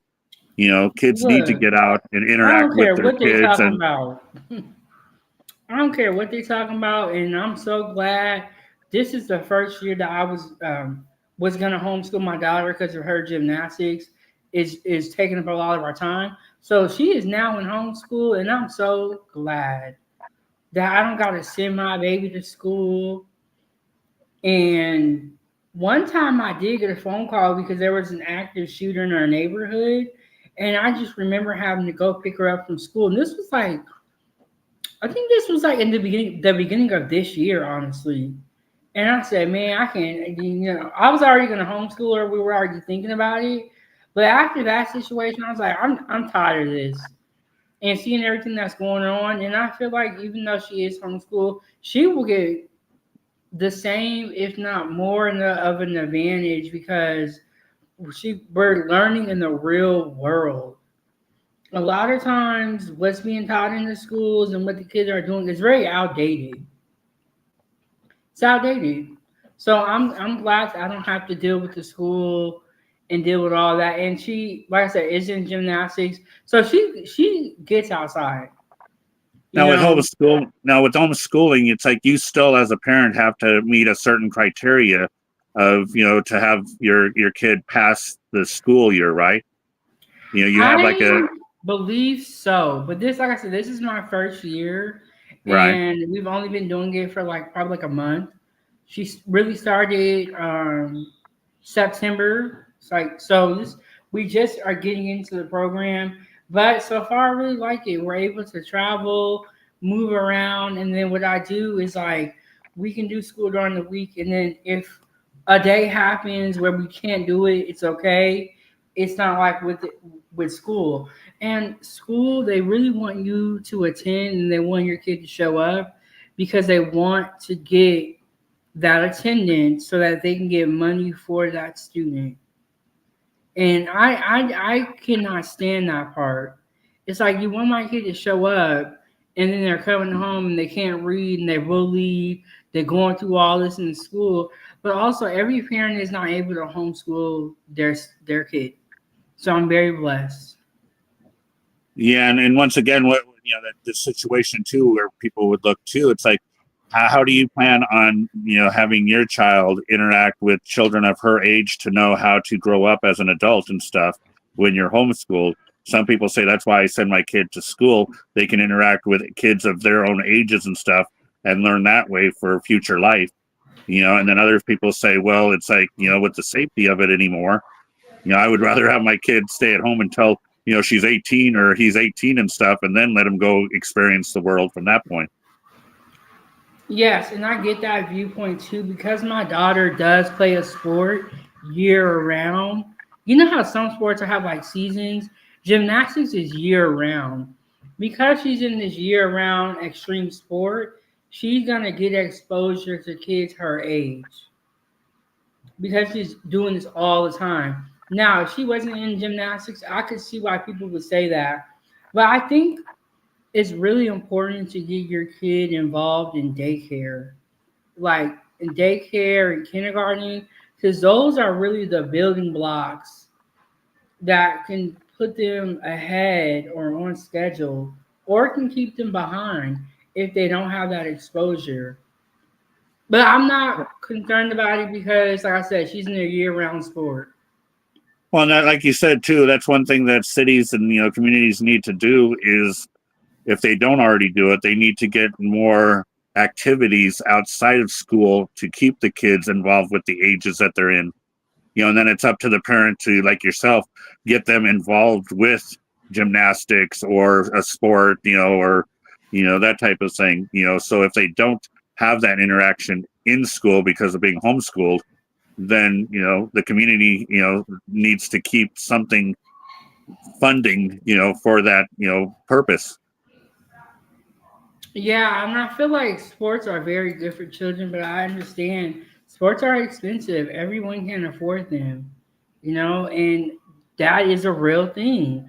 Empress said, yes, the schools be like that here, especially Detroit public schools. They call it count day, happens twice a year. He's referring to when they be counting the attendance. And so, however, yes, there's a criteria in California. The concern is socialization of children. And sometimes when the kids go to public school and they socialize with those other kids, sometimes those kids don't be saying good stuff. Sometimes, there's a lot of bullying going on. Other kids can be too far advanced and be talking about inappropriate things with your kids. So you got to be careful. I learned to socialize with people that are kind of like her, doing it. You know what I'm saying? The extreme sport, or you don't want your kids socializing with bad kids. And as my daughter, because okay, so she went to public school for kindergarten, first grade, second grade. Each grade she went up, I noticed that the kids were getting badder and badder. It was crazy, Dan. I'm like, what? The kids was getting badder and badder and more out of control. Yeah, changing times. It's like, I'm sure that our parents, my parents, and all that stuff. Their parents, went through the same thing when they saw what was happening when we were in school, and then now we're seeing what's happening when they're in school, and that type of thing. So it's just just something that changes that we have to change with, and hopefully keep a grip on it. Yeah, very true. And then one of the things, like, if something ever changes in our life, I can always send her back to school. But for right now, I'm really okay with the homeschool. And like I said, she's gonna get the socialization. Now, if your kid was not in a sport and they were homeschooled and they're sitting in the house all day, I don't agree with that. I feel like if you're gonna homeschool your kid, you do need to put some type of socialization into their life, even when they're young. Take them to the I park, put them in yeah, daycare. I've actually heard of communities too that, if like two, three, four people, they actually take it upon themselves to create their own little school and have homeschooling, to where one week you're the parent and the teacher of these other children, and then the next week's another parent's job to be the teacher. So that's how they've kind of broken that up, to still have the kids involved at an individual's house or place, and learning stuff, whether they go on field trips or whatever to learn things, stuff like that. So, they're working around that to where it's not just, one kid, one parent at home doing homeschooling, so some have actually, done that. So, And I think that that is a great idea. And I wanted to do something similar to that because I am going to be homeschooling Ava, so I wanted to homeschool other kids. And if it ever happens for me again in the future, I would love to do that. But at the same time, like you said, there needs to be help from the other parents. right. Whether it's like you taking a day or something like that, you know what I'm saying? You can't just drop your kids off, come back when you want. When I need help, you need to be willing to help me. Or even like StreamYard, like we're doing here, or Zoom and stuff, you can actually use that technology to actually have, a four-way conversation during, a schooling session. Yeah, that's very true. And Angela said, enjoy the evening. This topic is probably best for parents. Okay, Angela, thank you for stopping by. We have talked about many of the topics. We talked about Walmart. We talked about the Charlie Kirk shooting. We talked about all type of stuff. Now we're on to the schooling. This is why these shows are great because you can kind of talk about different topics. But the whole time we've been up here, we have not been talking about kids. you know, um, but yeah, We're going about 2 hours. I'm about ready. I'm pretty much, done with, any kind of conversations about any topic. So, I think 2 hours was great for us tonight. yeah, Dan. Okay, so Dan, do you want to tell us about your channel before you get up out of here?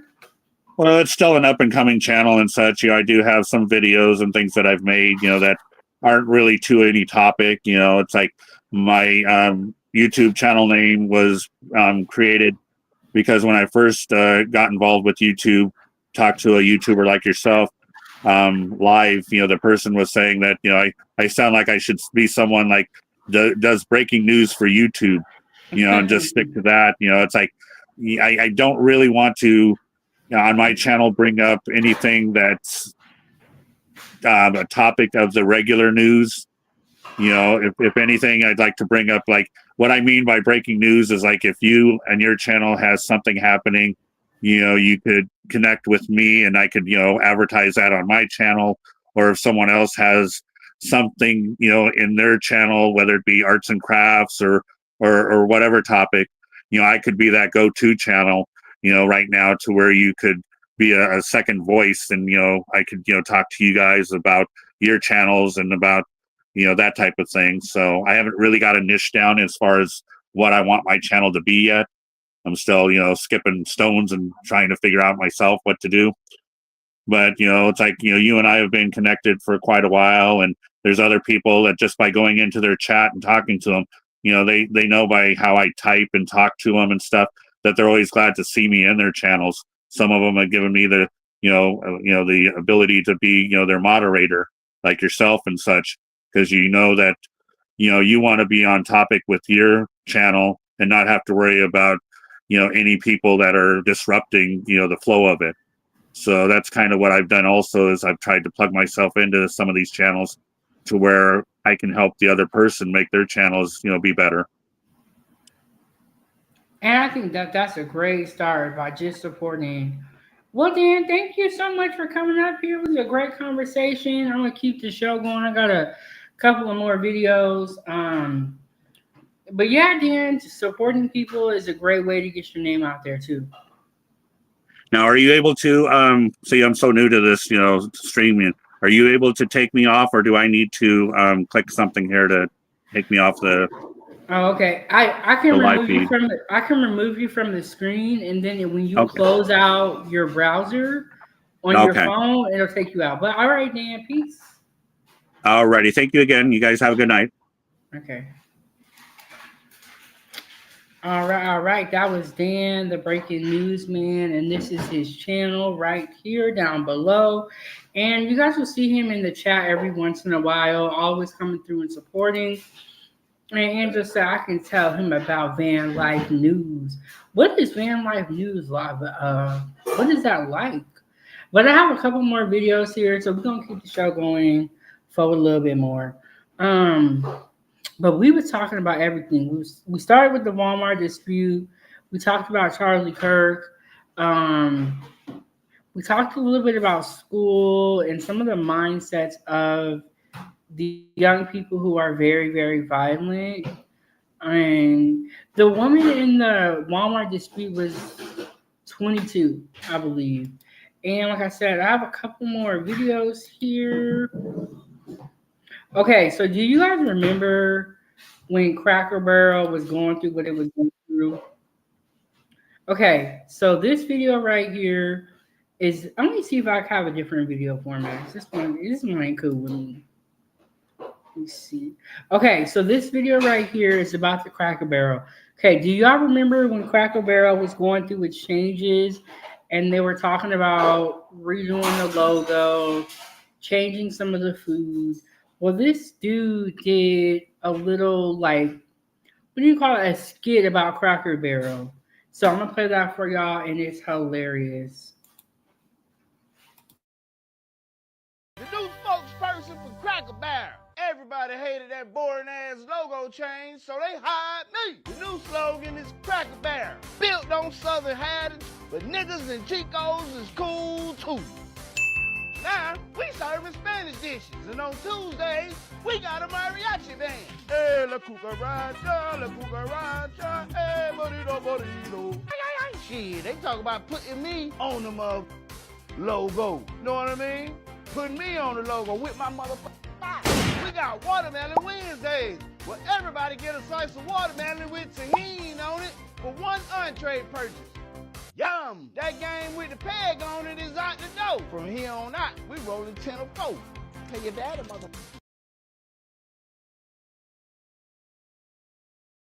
I'm sorry, y'all, I was muted. Okay, so when they announced the Cracker Barrel changes and what they wanted to do, people was up in arms about it, okay? They was mad. We got a new drink menu. Kool-Aid, Mexican Coke, Corona, cut water, natural light. Yeah! But that shit is dangerous. That cut water from the devil. We accept all cultures. We even got Rubik's Cube for the little Asian kids. Konnichiwa, nigga. Man, Cracker Barrel off the chain, bro. They paid me $5,000 plus gratuity every damn day to be the spokesperson. I wouldn't give a damn. You feel me? I gotta get that motherfucking money. Yeah. Okay, so he is a new spokesperson for Cracker Barrel, and he's just doing a little spin off on it, making fun of some of the changes that Cracker Barrel wanted to make. So Cracker Barrel wanted to take the cracker and the barrel out of the logo, and they wanted to change around the decor, and they wanted to add some new dishes, which doesn't seem like it was that big of a deal, but they was mad about it. Trump even issued a statement from the White House talking about Cracker Barrel and what it was trying to do. So everybody was up in arms about it. Okay, let me play this other video for y'all. Really out there just eating somebody's food, huh? I mean, tearing that French fry up. Like, are you serious? And Bo, you just gonna sit there, huh? You just gonna sit there and eat and look at me. That's not your food. That's my daughter's food that you're eating. Do you understand that that's not your food? I don't know where they're from because most times when you go around squirrels, they run away.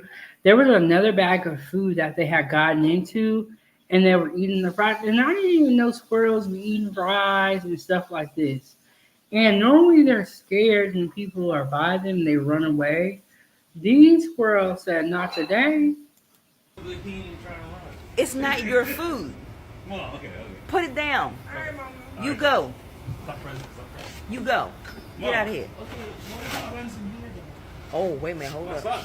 Oh, wait a minute. He might run ahead. You gonna die. Look, I would let them have that food. Hold up. Let's watch that again. He said, "Hold up, Mom." Wow. So you really out there just eating somebody's food, huh? I mean, tearing that French fry up. Like, are you serious? And Bo, you just gonna sit there, huh? You just gonna sit there and eat and look at me. That's not your food. That's my daughter's food that you're eating. Do you understand that? That's not your food. It's not your food. Put it down. You go. You go. Get out of here. The dog was like, "All right, Mama, calm down." Oh, wait a minute. Hold up. Oh, wait a minute. He might run ahead. Oh, there's actually a hole in the bag. Oh, I thought it was another bag there. I would let them have that food. I would let them have it. I'm gonna close the door. Oh, so they busted a hole in the bag. You go. Get out of here. Oh, wait a minute. Hold up. Oh, wait a minute. Oh, there's a hole in the bag. Yeah, I would not eat that food no more. Wait a minute. He might run ahead. You gonna die. Hold up. They said, "Mama, hold up." How to eat spaghetti. You know what I'm saying? You hook that thing like that right there. I don't even know why he was eating spaghetti with the live crab on the table. It's like, I don't know what was going on here. It didn't make no sense to me. Like, you're eating spaghetti with a live crab right there on the table? What? Today, I'm gonna show you guys how to eat spaghetti. You know what I'm saying? You hook that thing like that right there. Ooh, he did not expect that. Like, what is going on in this situation? Today, I'm gonna show you guys how to eat spaghetti. You know what I'm saying? You hook that thing like that right there.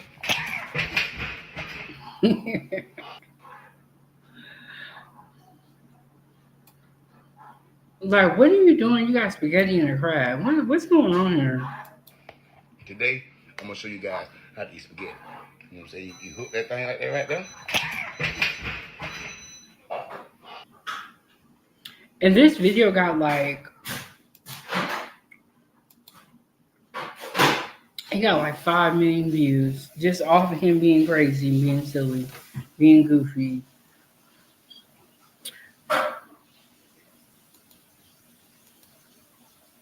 All right, make sure y'all smash that like button and subscribe to the YouTube channel. Also, check out my other channel, Time for Tea at 907 Good Eats. I just posted a new video over there. Looking for the right button. Just posted a new video over there, and I showed you guys a snippet of it when I was talking about when we were talking about what Trump said at the. It wasn't an official press conference because it was in front of the helicopters, but I showed you guys that snippet of what Trump said. That snippet is from a longer video at Time for Tea.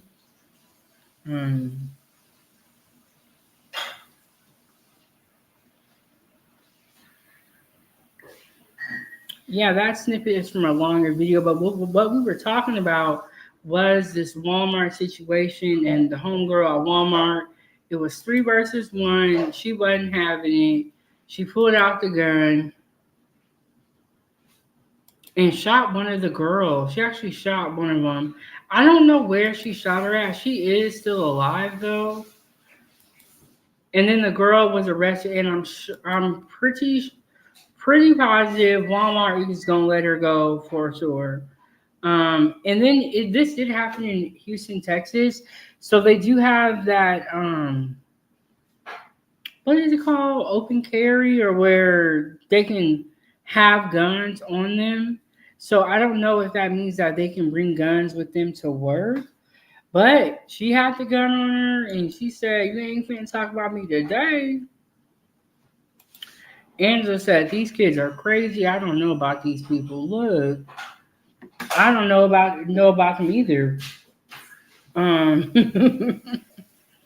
It's like you can get in the fight with somebody, right? And you go home and you think it's all right, and the next day you come outside, it's trying to shoot you.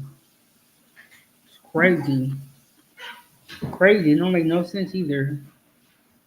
I don't know about these people either. I don't know what's going on. I don't know. I just cook my food and stay out the way. Right, Angela? Angela, just do what you gotta do and stay out the way. That's the best advice I have to y'all. Stay out the way. Stay out the way. Don't try to argue with people because you never know what they got going on. Mind your business. Mind your business. But let me pull up that Walmart video for y'all and play it one more time. For those of us that didn't see it, let me go pull that video up again.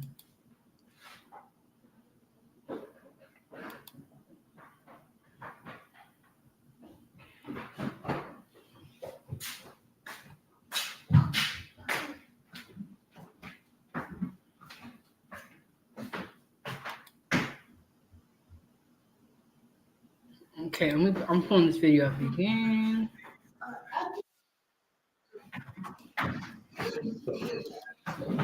Sorry, y'all, that was green.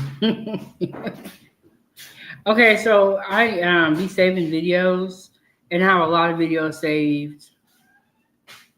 Okay, what's the Walmart video?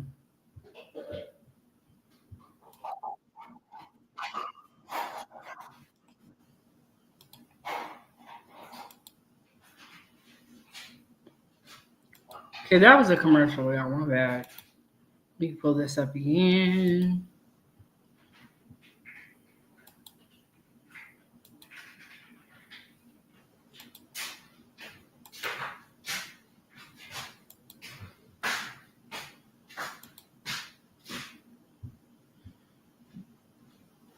The trigger is now facing charges. Devon Rahman joins us now with the latest developments in the case. Okay, so what do we know now, Devon, about those charges? Well, Jacob and Alona, within the last half hour, we have learned that 22-year-old Brayshawn Manuel has been charged with aggravated assault with a deadly weapon in yesterday's incident, which deputies with the Harris County Sheriff's Office says was not a random act. Now, take a look at your screen. This is 22-year-old Brayshawn Manuel. She's the Walmart employee who was booked into the Harris County Jail yesterday after investigators say several women, including Manuel, got into a fight Thursday afternoon. That scuffle started in the parking lot, then moved inside near the cash registers, and deputies say that's when Manuel pulled a gun and opened fire, hitting one of the women in the arm, leaving many customers in the store, as you can imagine, running for their lives as investigators work to piece together exactly what happened. The other three females, I think, came to complain to management about her. Nothing to do with Walmart. As soon as we heard the shots, everybody started running. So yes, that's the only thing that I thought of. I wasn't gonna come out of here. Now, this morning, we're told the woman who was shot is expected to be okay. Deputies say the employee immediately surrendered to law enforcement after the shooting occurred. And as of right now, there's no word yet on when Manuel is expected to make her first court appearance, but we do know that state prosecutors are asking she be held on a $60,000 bond in this case. Of course, once we learn more, we'll be sure to bring you the latest developments in this case on air and online. For now, reporting live, Devon Rahming, KHOU 11 News. All right. So y'all saw homegirl, she wasn't playing. Let me make sure I'm not on mute. Y'all saw homegirl, she wasn't playing. She said, nah, you ain't gonna come up to my job on this. This is the woman right here toting a whole gun. Looks can be deceiving. And you can just see her face. She don't got no expression. But you know what they say, when you pull a gun on somebody, be ready to use it. And she was, in my opinion. And a witness that was at the Walmart during the time said that she didn't have no expression on her face. She had like a blank stare, which is kind of scary because you know when somebody has that type of look on their face, they ain't playing. Now, there's just another story that I was going to talk about today, but I ended up talking about the Walmart situation. And I talked about this on another live stream, but I want to play this video for y'all.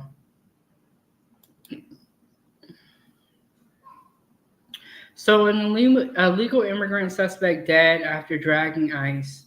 Okay, let me make this into the right screen.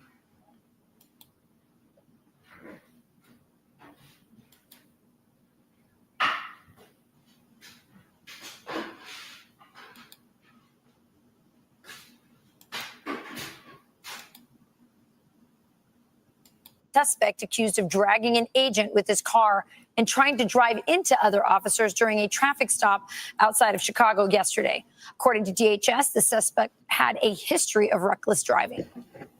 So Illinois Governor J.B. Pritzker calling for a full factual accounting for transparency and visibility. And joining us now is DHS Assistant Secretary Tricia McLaughlin. Always great to have you with us, my friend. I know you've seen that storyline play out. Your impression of what happened and how we end up in a situation like that. Kevin, this should have been a routine traffic stop. This was a criminal illegal alien, like you said, with a history of reckless driving.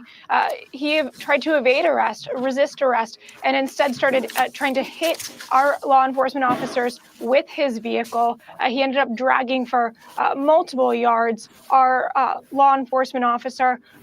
Fearing for his own safety, fearing for his own life, our law enforcement officer did fire his weapon. That alien, unfortunately, is now dead, and our law enforcement officer is in serious condition. But I do want to say this is incumbent upon politicians and activists to turn the rhetoric down. Do not encourage those in this country illegally to evade arrest or resist arrest. It is incredibly dangerous for the public, for the illegal alien themselves, and for our law enforcement. This could have absolutely been prevented. You're absolutely right. Kristi Noem, by the way, Secretary Kristi Noem is. Now, I will say that this situation is very unfortunate. Rest in peace to the immigrant that did lose their life. This is a situation that I do think escalated very, very quickly. And they pulled over the illegal immigrant. It was the police officer and ICE. The illegal immigrant started driving away, dragging the officer, I believe, or dragging the ICE person, and then the officer fired and did unalive that person. Been absolutely clear in commercials saying turn yourselves in, you need to leave the country, and how to do this in a very peaceful, nice way in which we actually give you $1,000 and a plane ticket.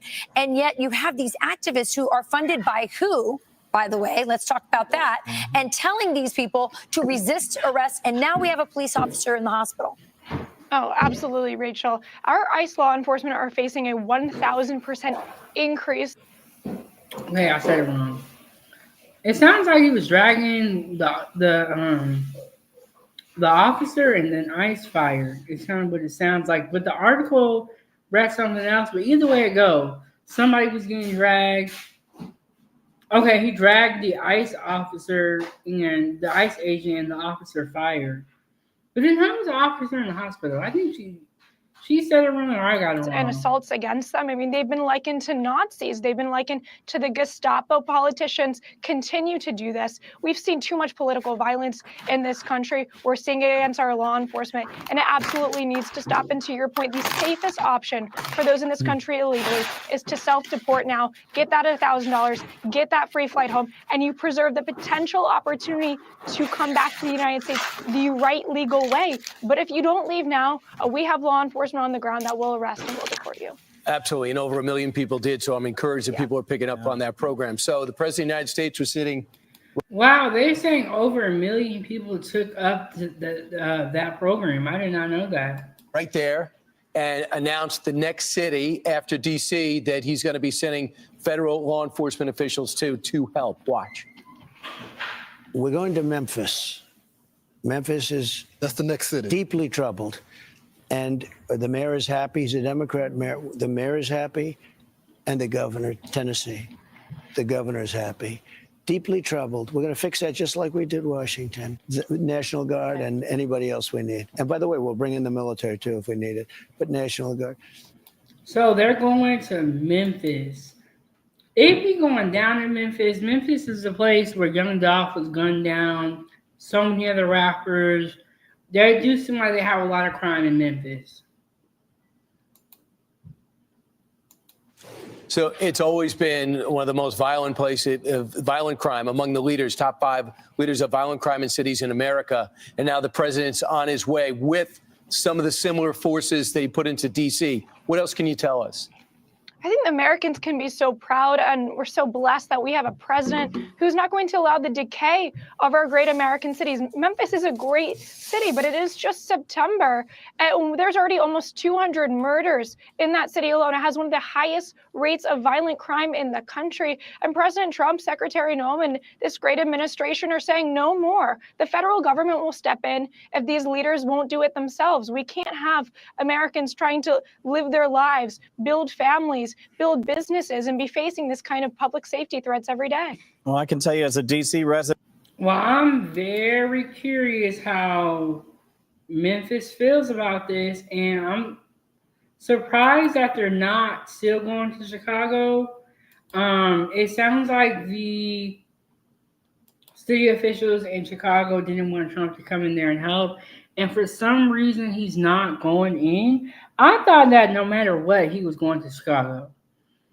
But I wonder why the pivot and they're all of a sudden going to Memphis. Something's up.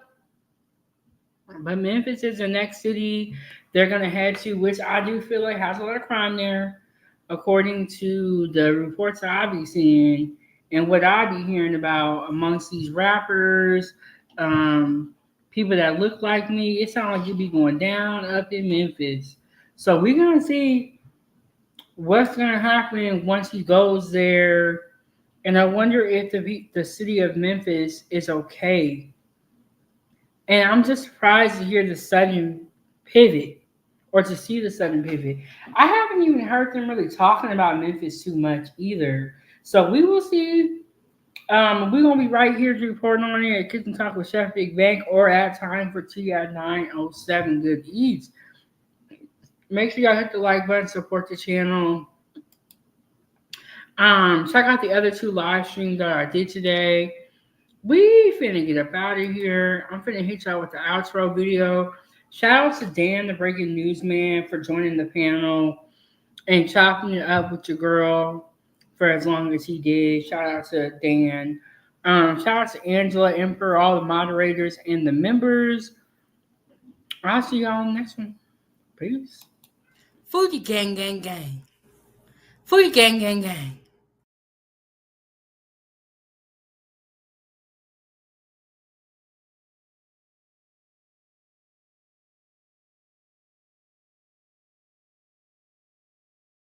Foodie gang, gang, gang. Foodie gang, gang, gang.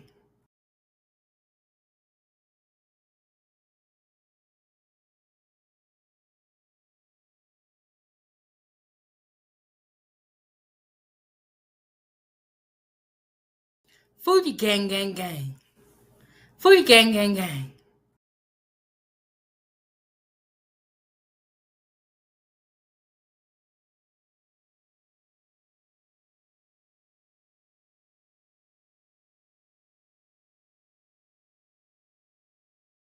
Foodie gang, gang, gang. Foodie gang, gang, gang. This is Chef Big Bang. Thank you so much for watching. Make sure you hit that like button, subscribe, share this video with your friends, and leave a comment down below. Join the channel and receive exclusive perks, emojis, and so much more. I will see y'all on the next one. Don't